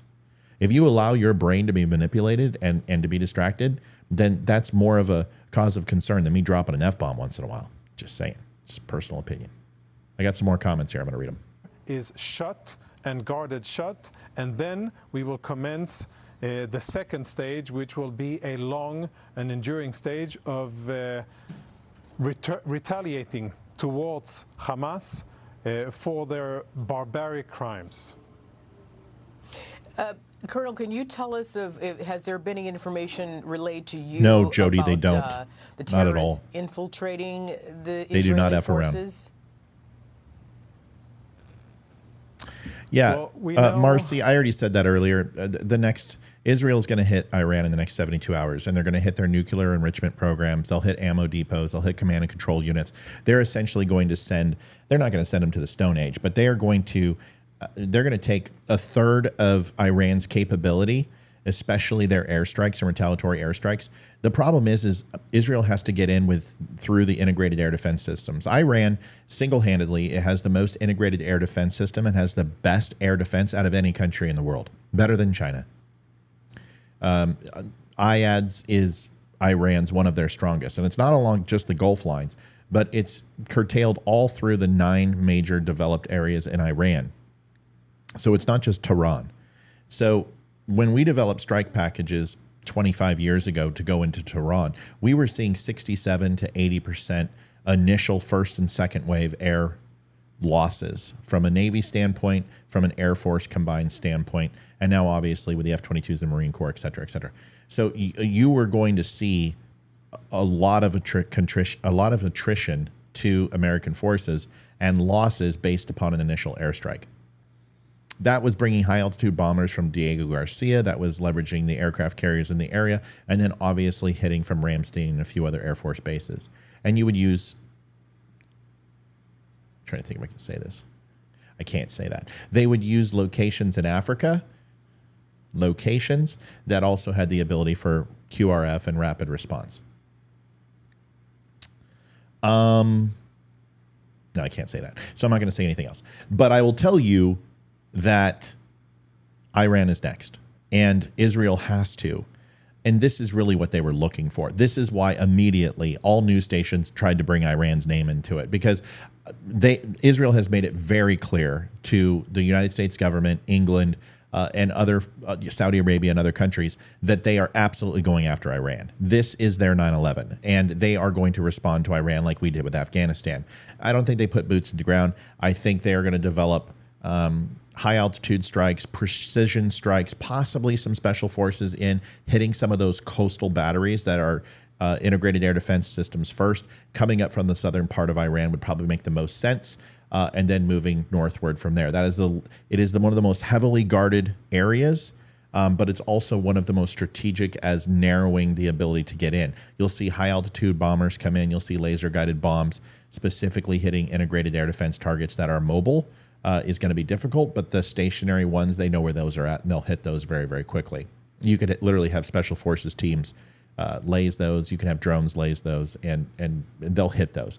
The mobile ones are going to be difficult to hit, and that's the problem, is that they have thousands of integrated air defense surface-to-air missiles that are mobile, and those mobile batteries are constantly being moved, and I don't really trust our intelligence to be accurate. So you're going to see losses.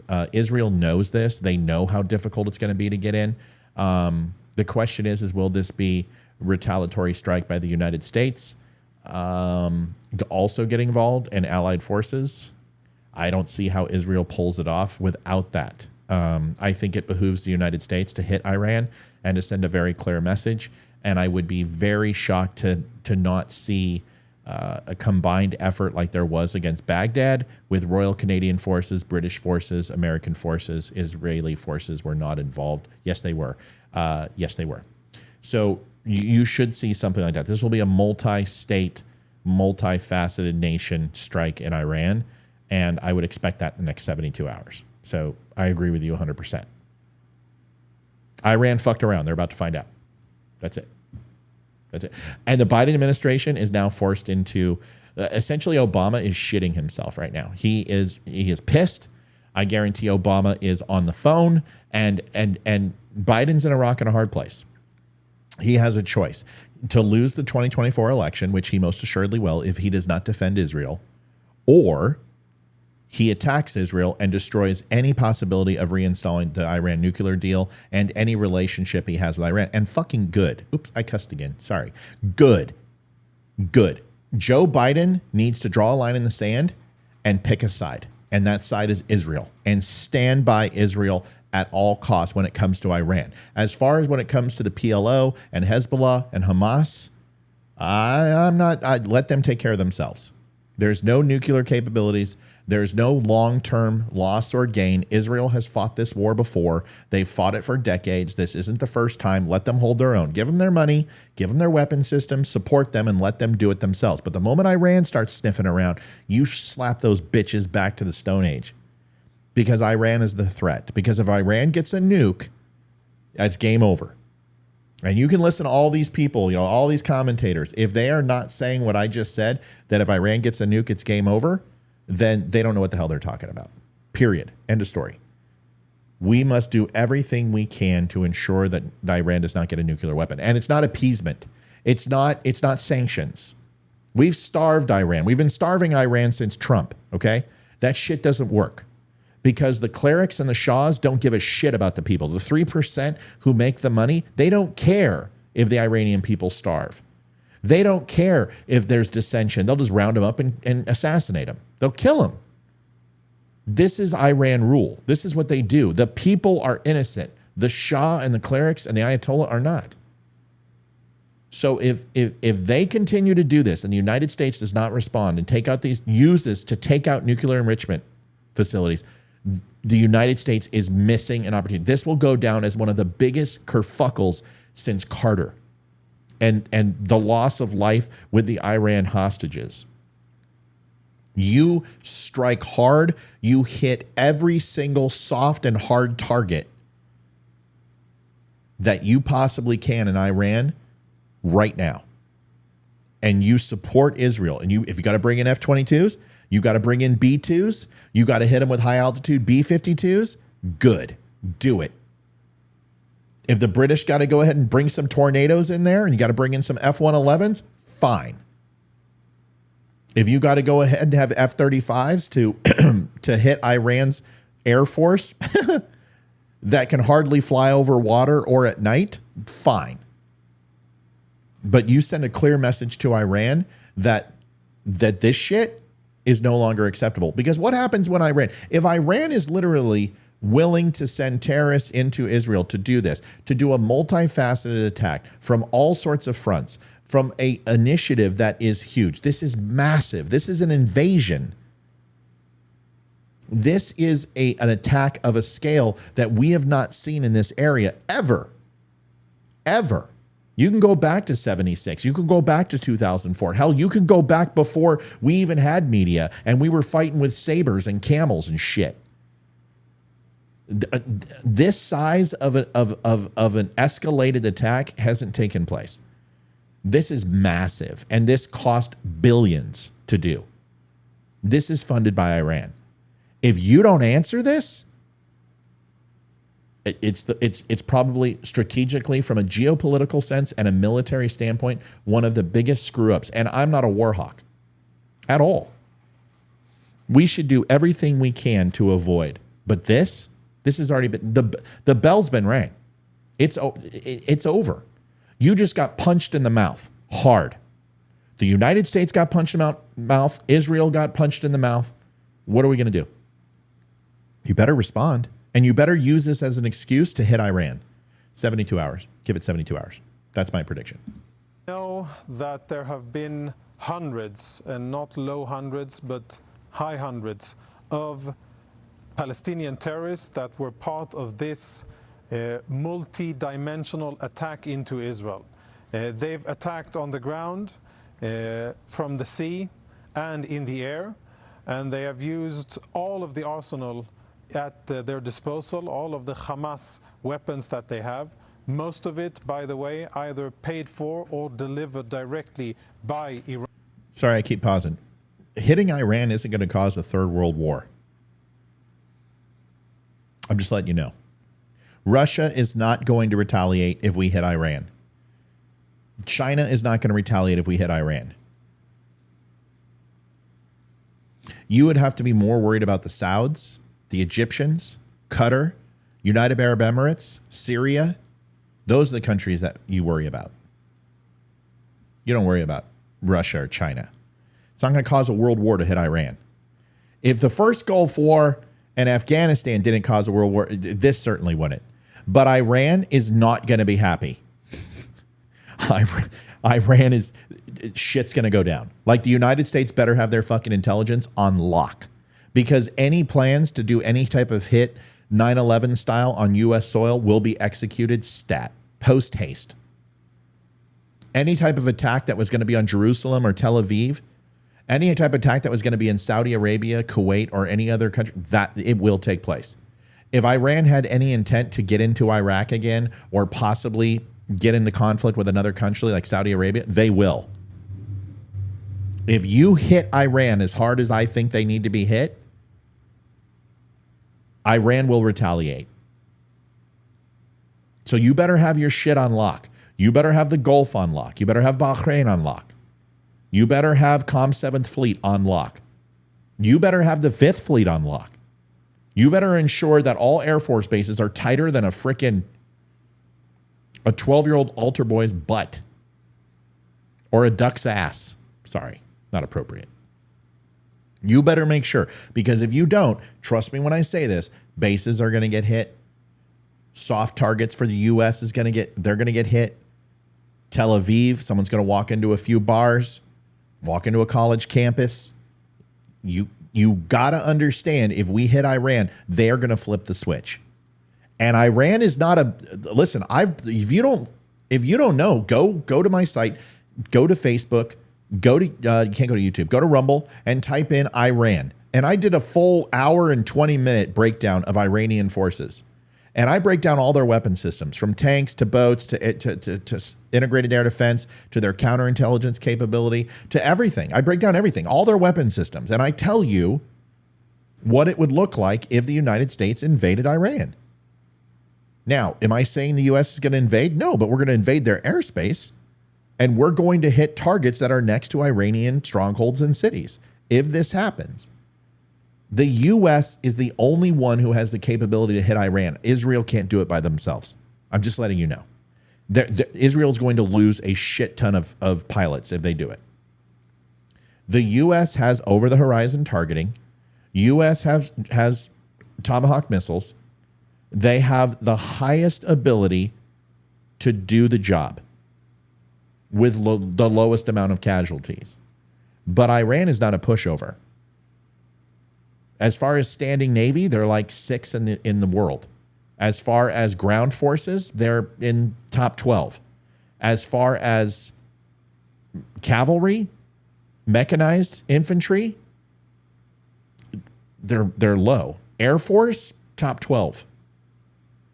Defense capabilities, from mines to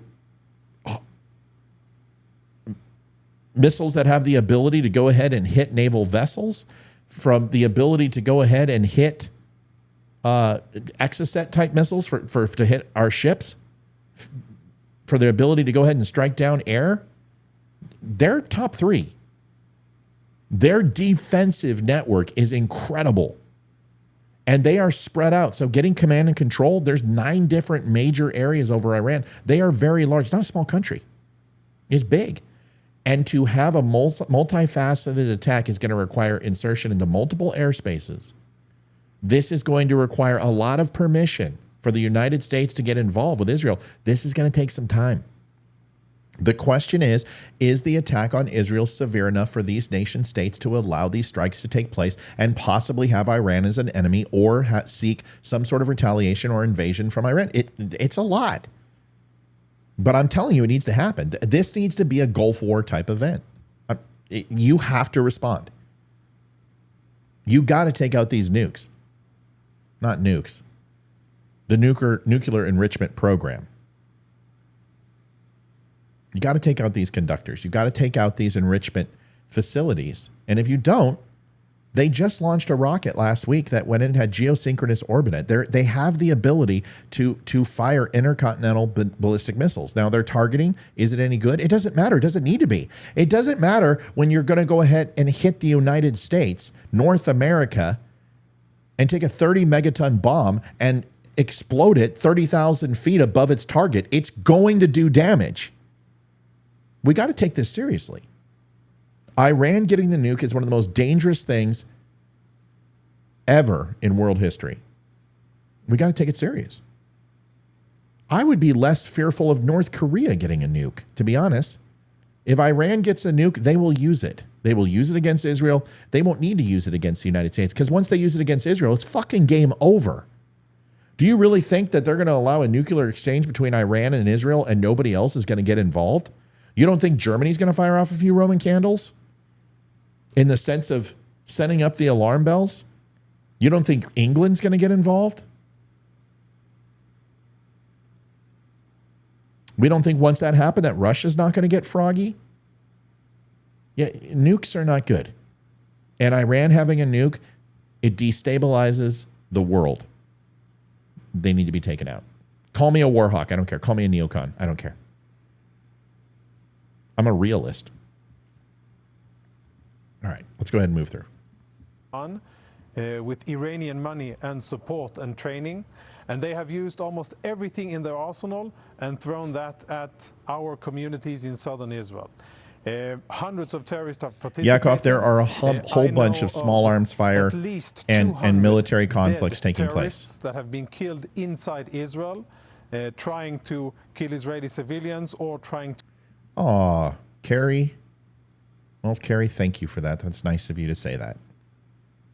Carrie says, I've been silenced on Facebook, so I came here to tell you that after spending all day scouring the internet for information, you gave the best coverage and commentary. Thank you, Carrie. It's very nice to hear that from you.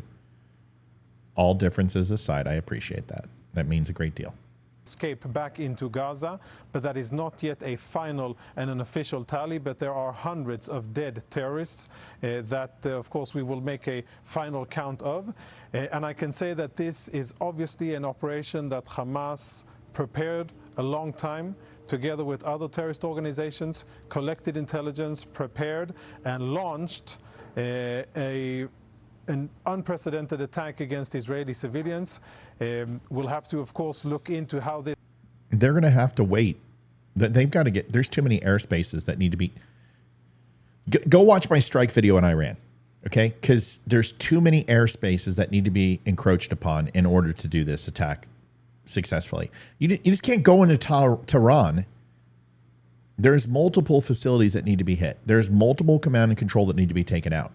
This is not a small... This isn't sending in 6 A4 Skyhawks or 6 F-16s or a couple of bombers and hitting their plants. This needs to be cruise missiles. This needs to be done by ship. They're going to have to laze targets because you're not... I mean, some of these enrichment facilities are too far underground for bunker busters to hit. This is more than you think. Iran is not Iraq. Iran is not some podunk village in Afghanistan. Iran is a military force that has the ability to defend itself as a top 5 power. Their military isn't small, guys. I mean, they can't stand against the United States.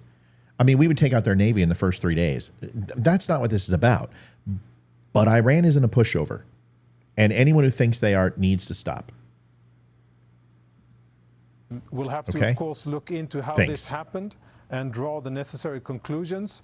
But as of now, what we're focusing on is establishing control in the communities in southern Israel and then moving on to the next stage.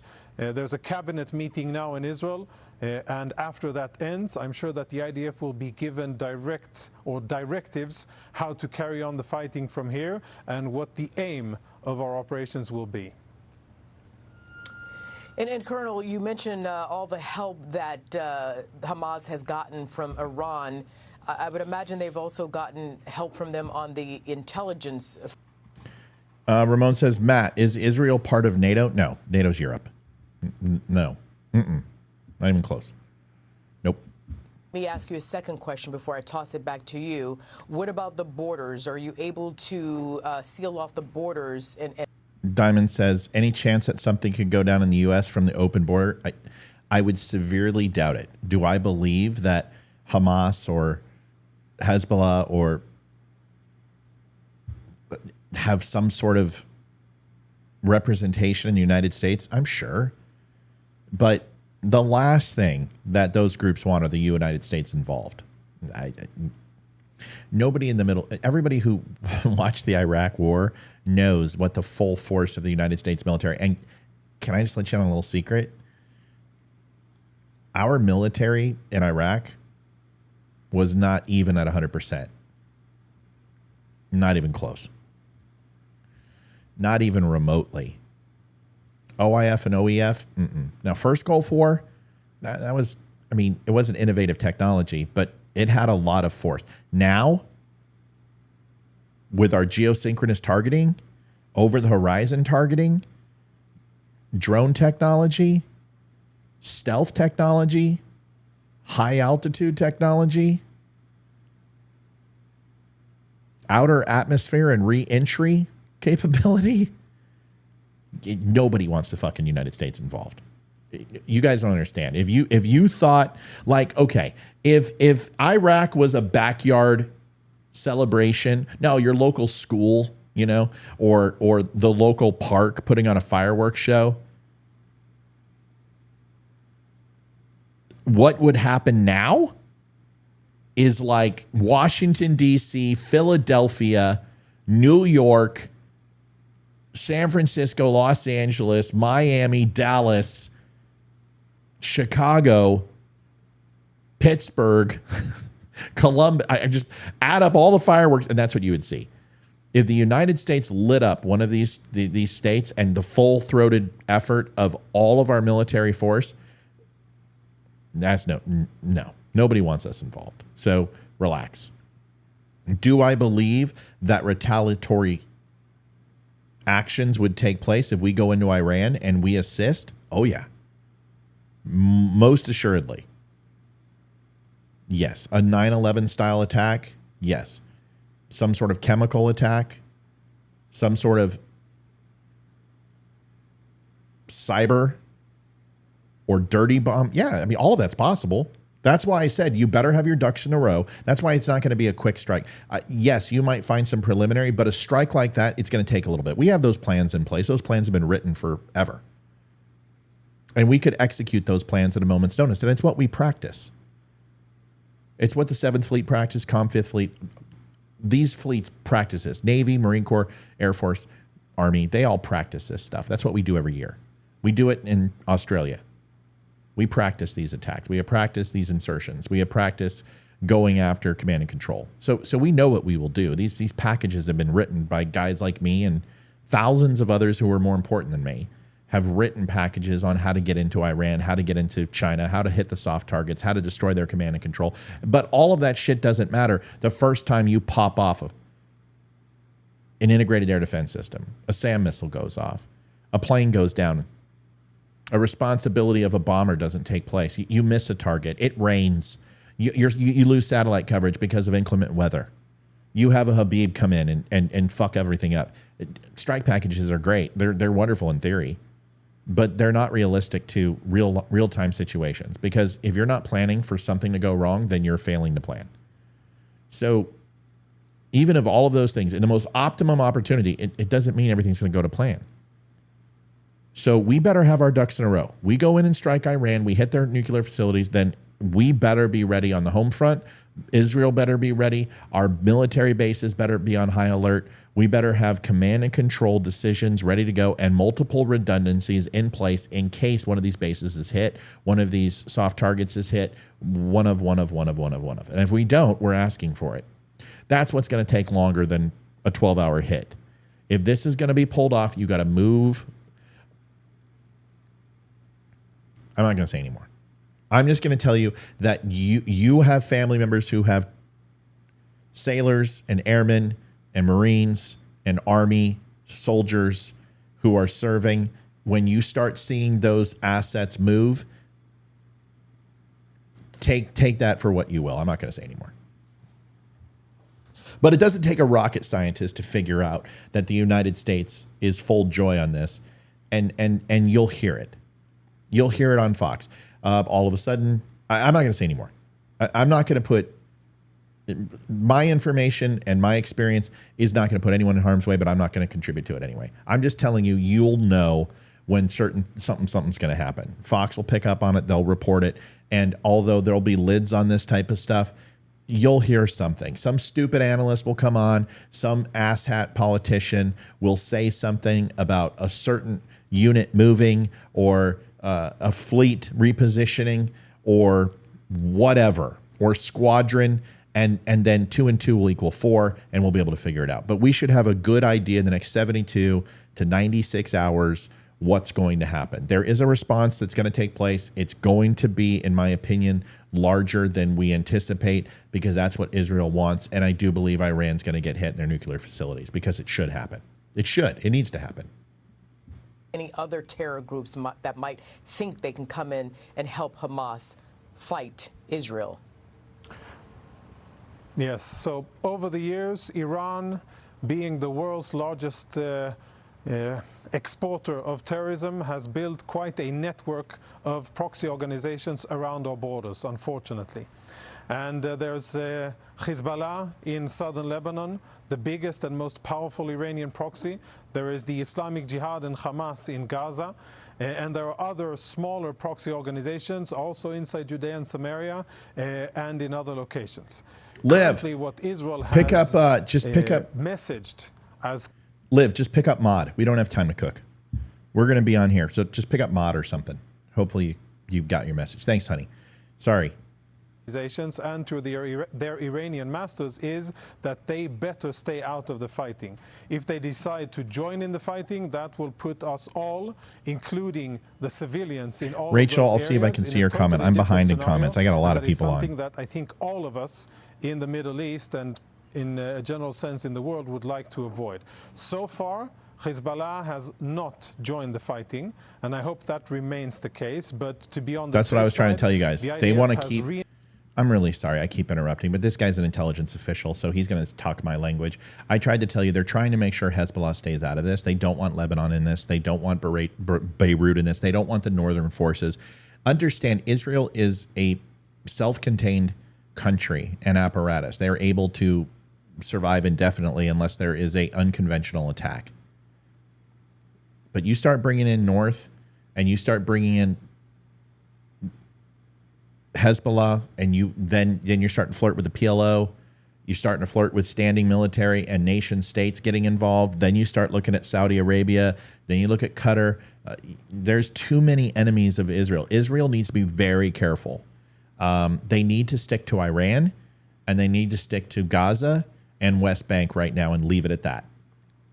And not try to take territory, but just take out the areas that are a threat to Israel. But Israel may not be okay with that. They may say, fuck that. We're going into Gaza and we're taking it. They just might, I don't know. This is going to be very interesting, but Iran needs to be hit. That's it. Matt, I can be scared or not. I wouldn't be scared. This has been going on for 2,000 years. This is nothing new. We had a small hiatus in peace. It's over.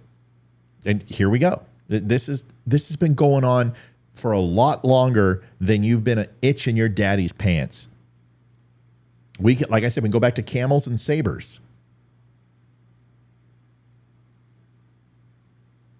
This is the Middle East. And these people are accustomed to this. My focus right now is ensuring that Hezbollah stays out of this, that we don't get Lebanon into this, that we keep the northern part of Israel safe. You let the Israelis hit Gaza, you let the Israeli hit West Bank and take out these forces, hit them hard, that Israel stays out of Syria. They don't get involved there. They don't fucking get involved in Qatar, because Qatar opened their mouth today. Qatar started lipping off, and they need to shut up, and Israel needs to be told, stay out of Qatar. They're a strategic and advantageous spot for the United States and our own defense of our bases. And you hit Iran. Hard. And then you hope that you get the people of Iran to finally revolt and rise up against the Shah and the clerics and the Ayatollah. You hope. That's what you do.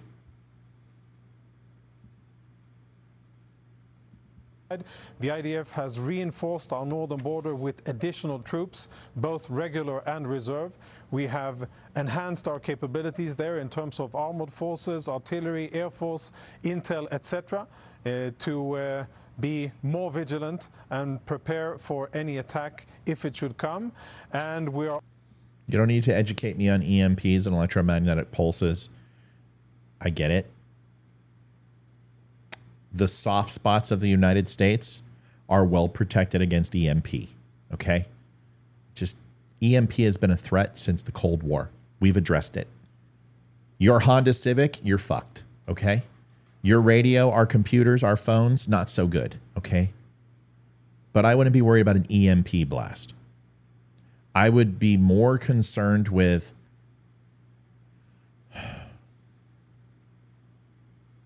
I would just be more concerned with other types of unconventional warfare. Okay, 9/11 style attacks, water supply, agriculture, dirty bomb, individual guerrilla attacks, cells across the United States working in conjunction to create more of what you see in England and European countries when it comes to subway attacks or bank bombings or whatever. Those are the things. If that comes here, now it's very difficult in the United States to do that. Material is very difficult to get in the U.S. Making material. We learned from the Oklahoma City bombing. We learned from 9/11. It's really hard to get the quantity of explosives that you need to do this type of stuff. Now, I'm not saying it's impossible. Of course, it's not impossible. But you don't get a lot of compliance from the southern border. You don't get a lot of compliance from Canada. Nobody wants to see. Trust me, Mexico does not want something coming up from the southern border and brought up. That's not good for Mexico. Mexico doesn't want to see that shit. We have things in place. I'm not going to go into detail. There's things to stop large-scale conventional weapon attacks in the United States. It doesn't hurt to have 3,000 miles of water on our left and our right and an icy, rocky, hilly, mountainy tundra to the north and a very difficult, non-covered, southern exposed, extremely hot, arid climate to come up from the south with a very narrow entryway into just a couple of states that happen to have some of the largest militaries for a reason in those areas. Texas, California, New Mexico, Arizona, Utah, has plenty of support in those states from a military standpoint for a reason. So let's just relax. This has been going on for millennia. There's nothing new. It's no longer camels and sabers, and now it's 4 or 5 rockets, different style type of weaponry with a lot of manufactured improvised devices with some small arms fire, with no Air Force capability, with no recon capability, with no satellite tasking. These are terrorist organizations, and Israel knows what to do. Now, you start getting Lebanon in, you start getting Egypt in, you start bringing in some other countries, then it's real. Then it's on. Then you got standing military with weapon systems that can't compete with the United States, but certainly can do some damage to Israel and any other country that is supporting. So what we don't want to see is an escalation, unless it's with Iran. And that's the one I would worry about. Like, if there's any country where this fires off and it's go time, it's going to be Iran. And you may see Lebanon get involved. Very well, because Hamas is calling for them. So the question is, does Hamas have enough power, sustaining power, for those countries to believe that they're not going to get literally obliterated if they get involved? We're going to find out. And that's why Israel needs to go into Iran to send a clear message. Fuck around and find out. But that might embolden the Arab communities and the Muslim communities to go after Israel. This is beyond comprehension how delicate this situation is in the Middle East, because everyone fucking hates Israel. That's why this is so dangerous. And that's why we need to be froggy. But we still need to go into Iran and hit those systems. I'm just telling you. We got to hit those sites. Should have done it 10 years ago. Should have done it 5 years. We did do it 10 years ago. It should have been done 7 years ago, 5 years ago, 3 years ago. We should continue to hit Iran as often as we can. Every time they start building, we need to take them out. Israel needs to defend itself with an overwhelming response, and if needed, we hit. Go ahead and play this. Let's get caught up with some of this. We are also watching and monitoring very carefully what's going on in Judea and Samaria with Palestinian terrorist organizations. By the way, Hamas is on a media offensive and has been from early hours today, trying to incite terrorists in Judea and Samaria and calling on Lebanese terrorists, some of them Palestinians, in Lebanon to join the fighting. They're trying to create a scenario where Israel is attacked from all fronts simultaneously. As of now, the response... You know what? The one reason I should stop cussing is because Fox News would put me up. I can give them everything.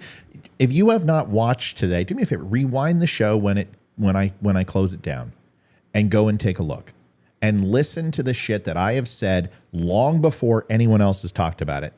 From having the speaker removed is a big concern, obviously, because the purse strings, from getting Lebanon involved, overall retaliation against Iran and their reaction, how Saudi Arabia was going to, and the other Arab states were going to respond, what the position of the Democrats would be with the squad going silent and the more progressive socialists who are anti-Semites, how they were going to be quiet, resounding push for Republicans to lean on Biden to give unequivocal support because that will put them and box them in a situation where we can finally hit Iran.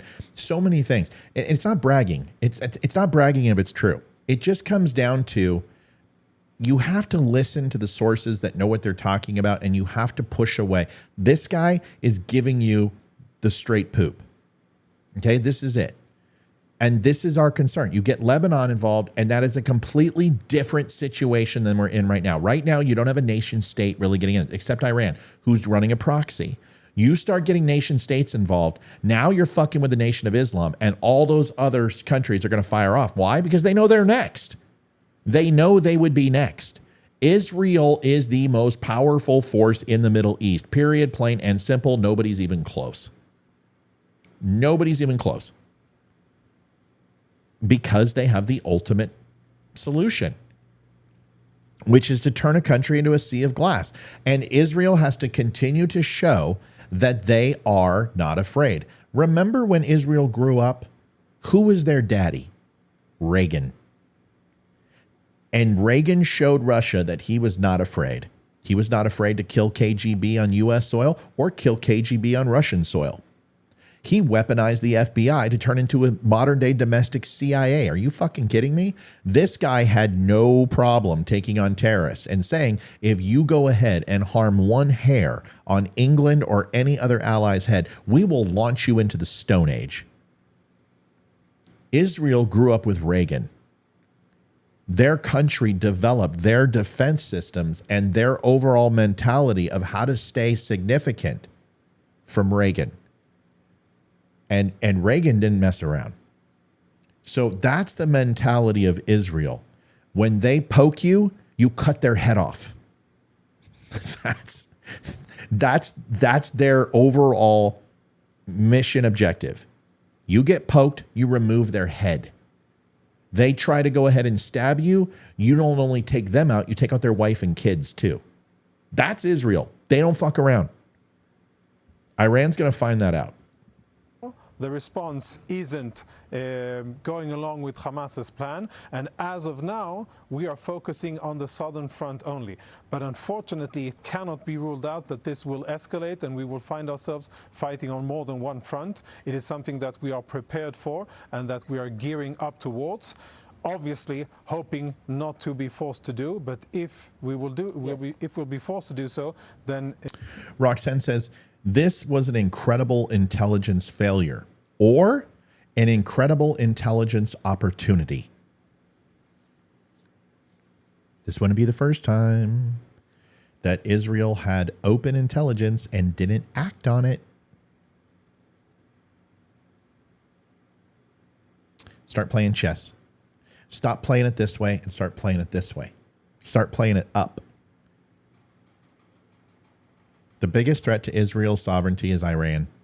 Iran is close to making a nuclear weapon. They know that Biden isn't going to continue sanctions, isn't going to lean on them, and wants an Iran nuclear deal. You know that Hamas is coordinating an attack against Israel. You allow that to take place. What does that give you? It gives you carte blanche to go on Iran. Am I saying that? No. Is it possible? It wouldn't be the first time. Do with that as you will. Very, very dire times in Israel. Israeli civilians have been massacred and slaughtered in their homes, on the streets. Elderly, disabled people, women and children have been dragged into the Gaza Strip by bloodthirsty terrorists. And the videos that I've seen today, the only comparison that I can make is of ISIS videos in 2014 and Yes. 2015. Yes. That's the level of brutality that Israeli civilians are facing, and that is what's going to be our resolve in fighting against these animals that have come across from Gaza in order to kill our civilians. No, that's going to piss people off. Understood, sir. That's going to piss people. Yeah, you don't want to. Well, that's Israel. That's what they do. You called them animals. The Jews don't like that. They don't like to be called vermin and rats and maggots because that's what the Nazis called them. That is very purposeful. That communication right there, calling them animals, is very purposeful.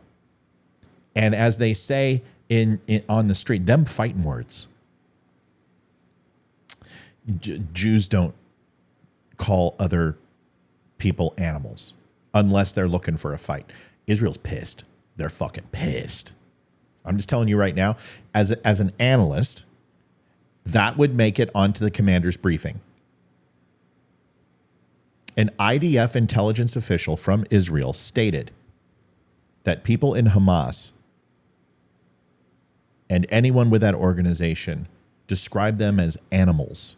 Every single, the LTJG, the lieutenant, the commander, and if the captain was in that briefing, you would see this.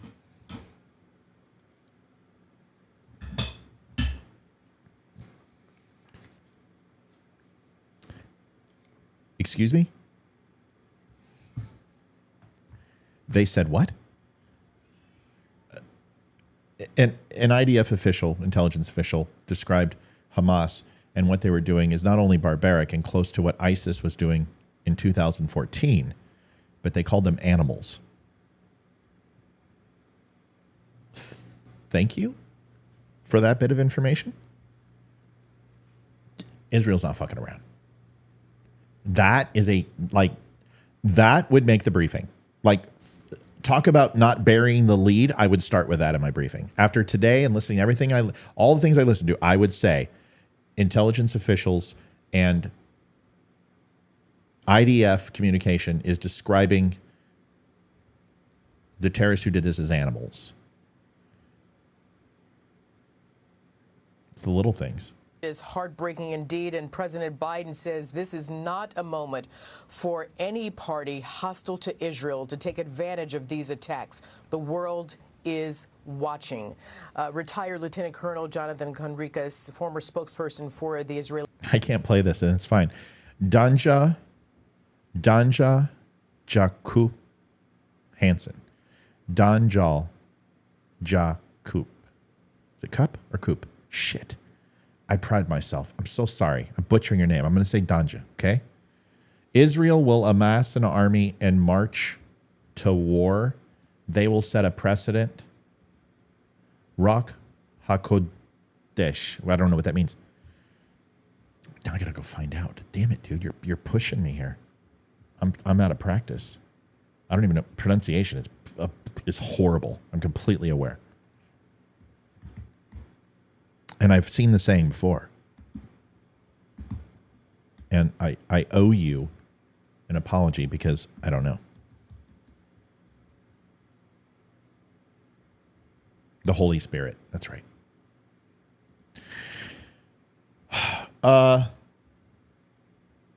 Brother, I don't think they're going to have to amass an army because they don't need to march anywhere. Everything they do will be rain from the sky and will be cruise missiles and specific targets. But the sentiment I agree with. The Holy Spirit. Sorry, I'm out of practice. 25 years removed, man. Apologize. I don't disagree with your assessment. Defense Forces, thank you very much for joining me, sir. Thank you. Amy, we don't care if people use caps, please. I don't care. A lot of people use caps because they can't see. My old ass actually appreciates the caps because I can read Mark without squinting. Only God knows. But everybody else, I'm like, eh? So if you want to talk in caps, I don't care.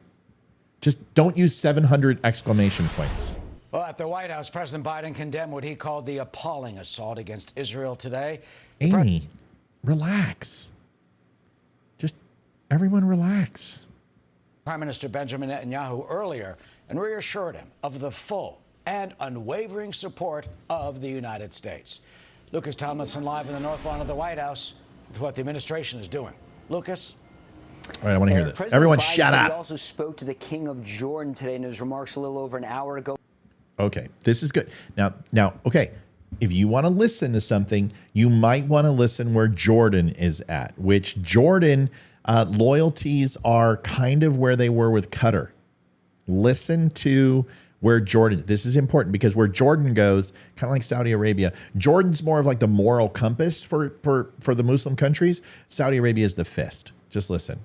And I don't care if people are using caps. Just Also said he spoke to top members of the U.S. Congress. And here was Biden earlier describing the calls. The United States stands with the people of Israel in the face of these terrorist assaults. Israel has the right to defend itself and its people. Full stop. There's never justification for terrorist attacks. And my administration's support for Israel's security is rock solid and unwavering. Now this after the largest attack on Israel, as your last guest from the IDF said, in 75 years. Now, Bret Baier had an exclusive interview with Saudi Arabia's crown prince, best known by his initials MBS, Mohammed bin Salman, the de facto ruler of the country. Just a few weeks ago, he asked him how close Saudi was to recognizing Israel and establishing full diplomatic relations. Then, just a few days later, Bret asked Israel's prime minister the same question. So you think, if you were to characterize it, are you close? Every day we get closer. It seems it's for the first time a real one, serious. We're going to see how it goes. You know, we just got back from Riyadh. I know you heard those words from the Saudi Crown Prince. What was your response? Well, I was delighted to hear what he had to say. So I'm going to let you in on a little secret, okay? If you guys are, the speaker being removed, COVID alerts are on the rise. There's fires in Maui. Okay, you want to read the tea leaves? This was timed for 3 reasons, and I'll tell you right now. Here it is. Netanyahu and the Crown Prince are having conversations, and what Donald Trump started with the peace talks happening between Israel has created these type of situations where peace in the Middle East was actually possible between Israel and Saudi. And if that happens, it's like I told you, they're militarily the big stick in the Middle East. That is huge. Hamas, every time there's even a glint of peace between Israel and Saudi or any of the other countries, Hamas does this shit. Hezbollah does this shit. And they start these conflicts that stop the talks. That's number one. Number two, Iran's nuclear enrichment program.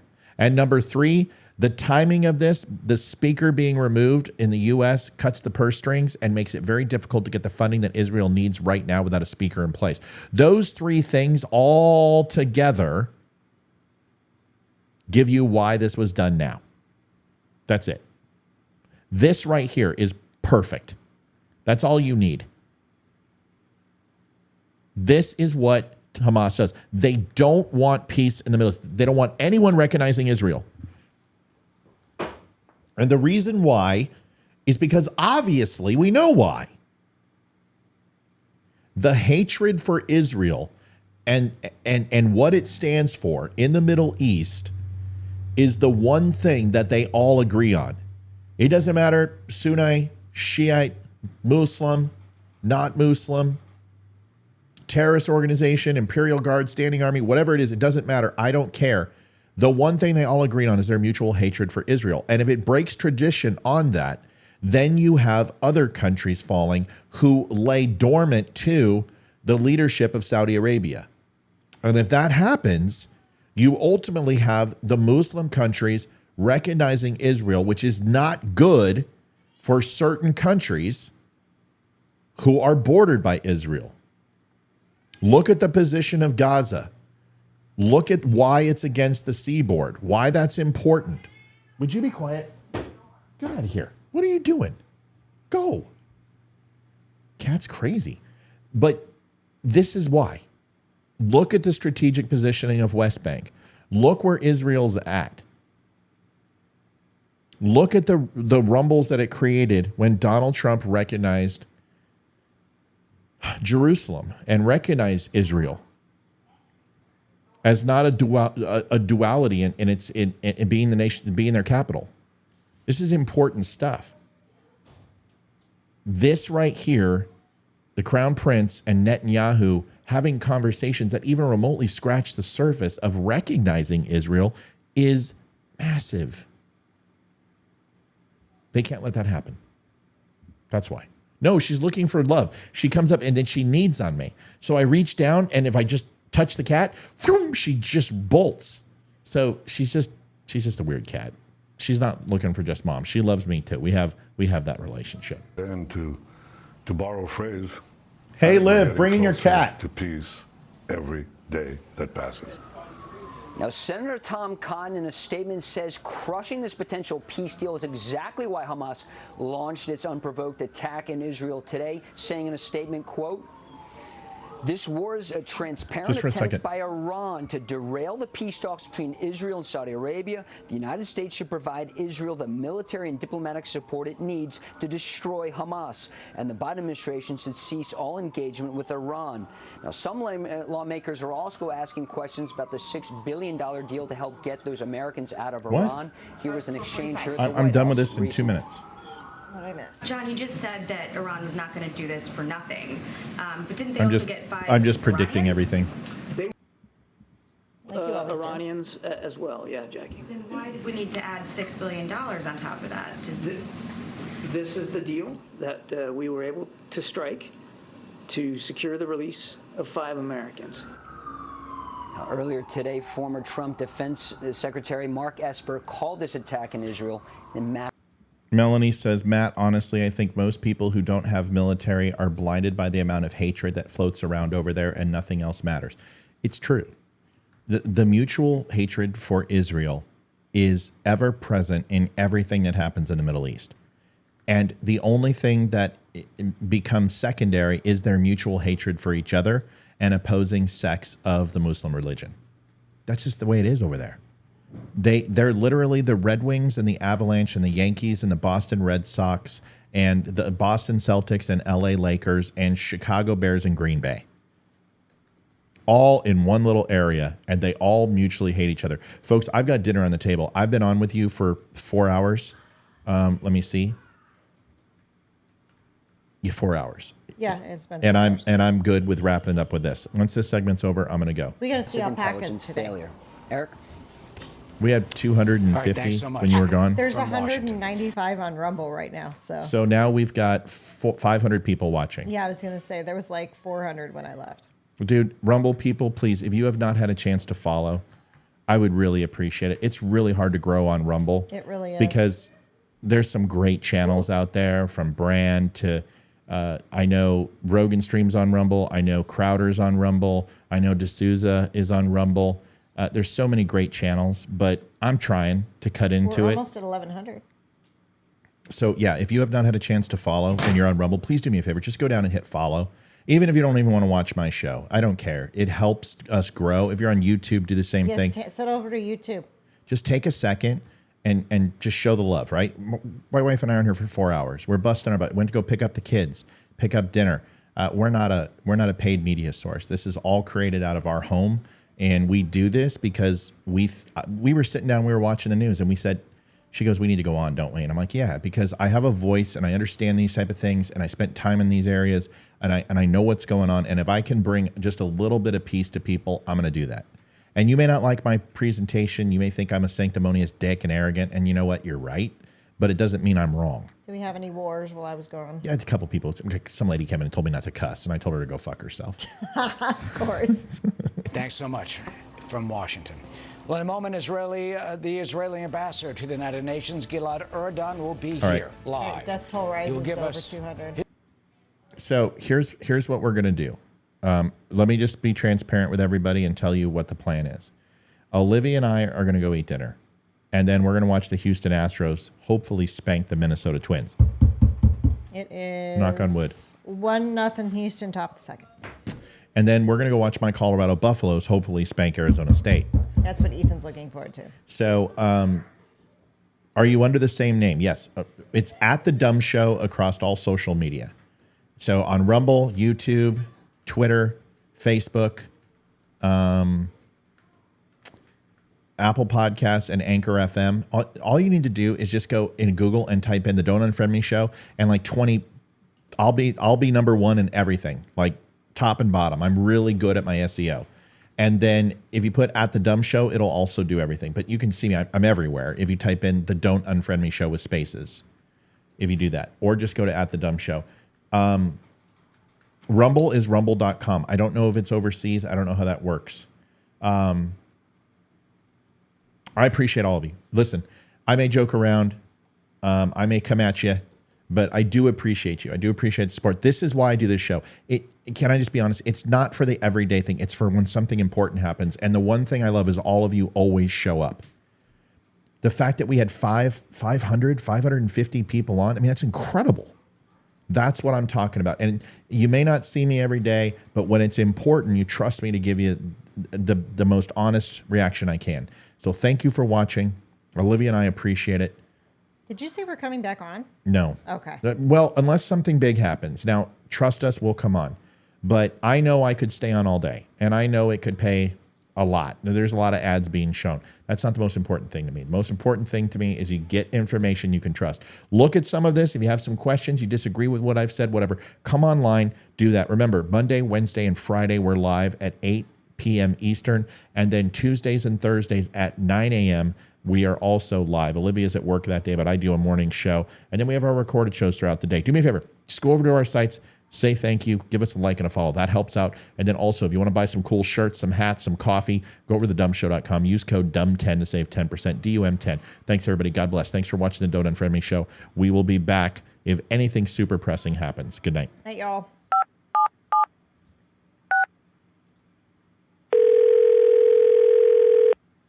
Yeah, hello. I'm really not sure if this is what you all do, but I really don't have anywhere else to turn. Hi. I don't even know why I'm calling right now. I'm sorry. My thoughts are going a mile a minute. My kids are out of state. My buddies from the army are all gone now. I'm really alone. I left the service last year. My mom just passed away a few months ago. I miss so much time with her. I keep getting calls about the bills, and I'm trying to get a job, but I feel so stuck. Okay, ma'am. I'm glad you called. Okay, sir. Let's stay on the line and walk through some things. Thanks. Okay. Thanks a lot. Thank you.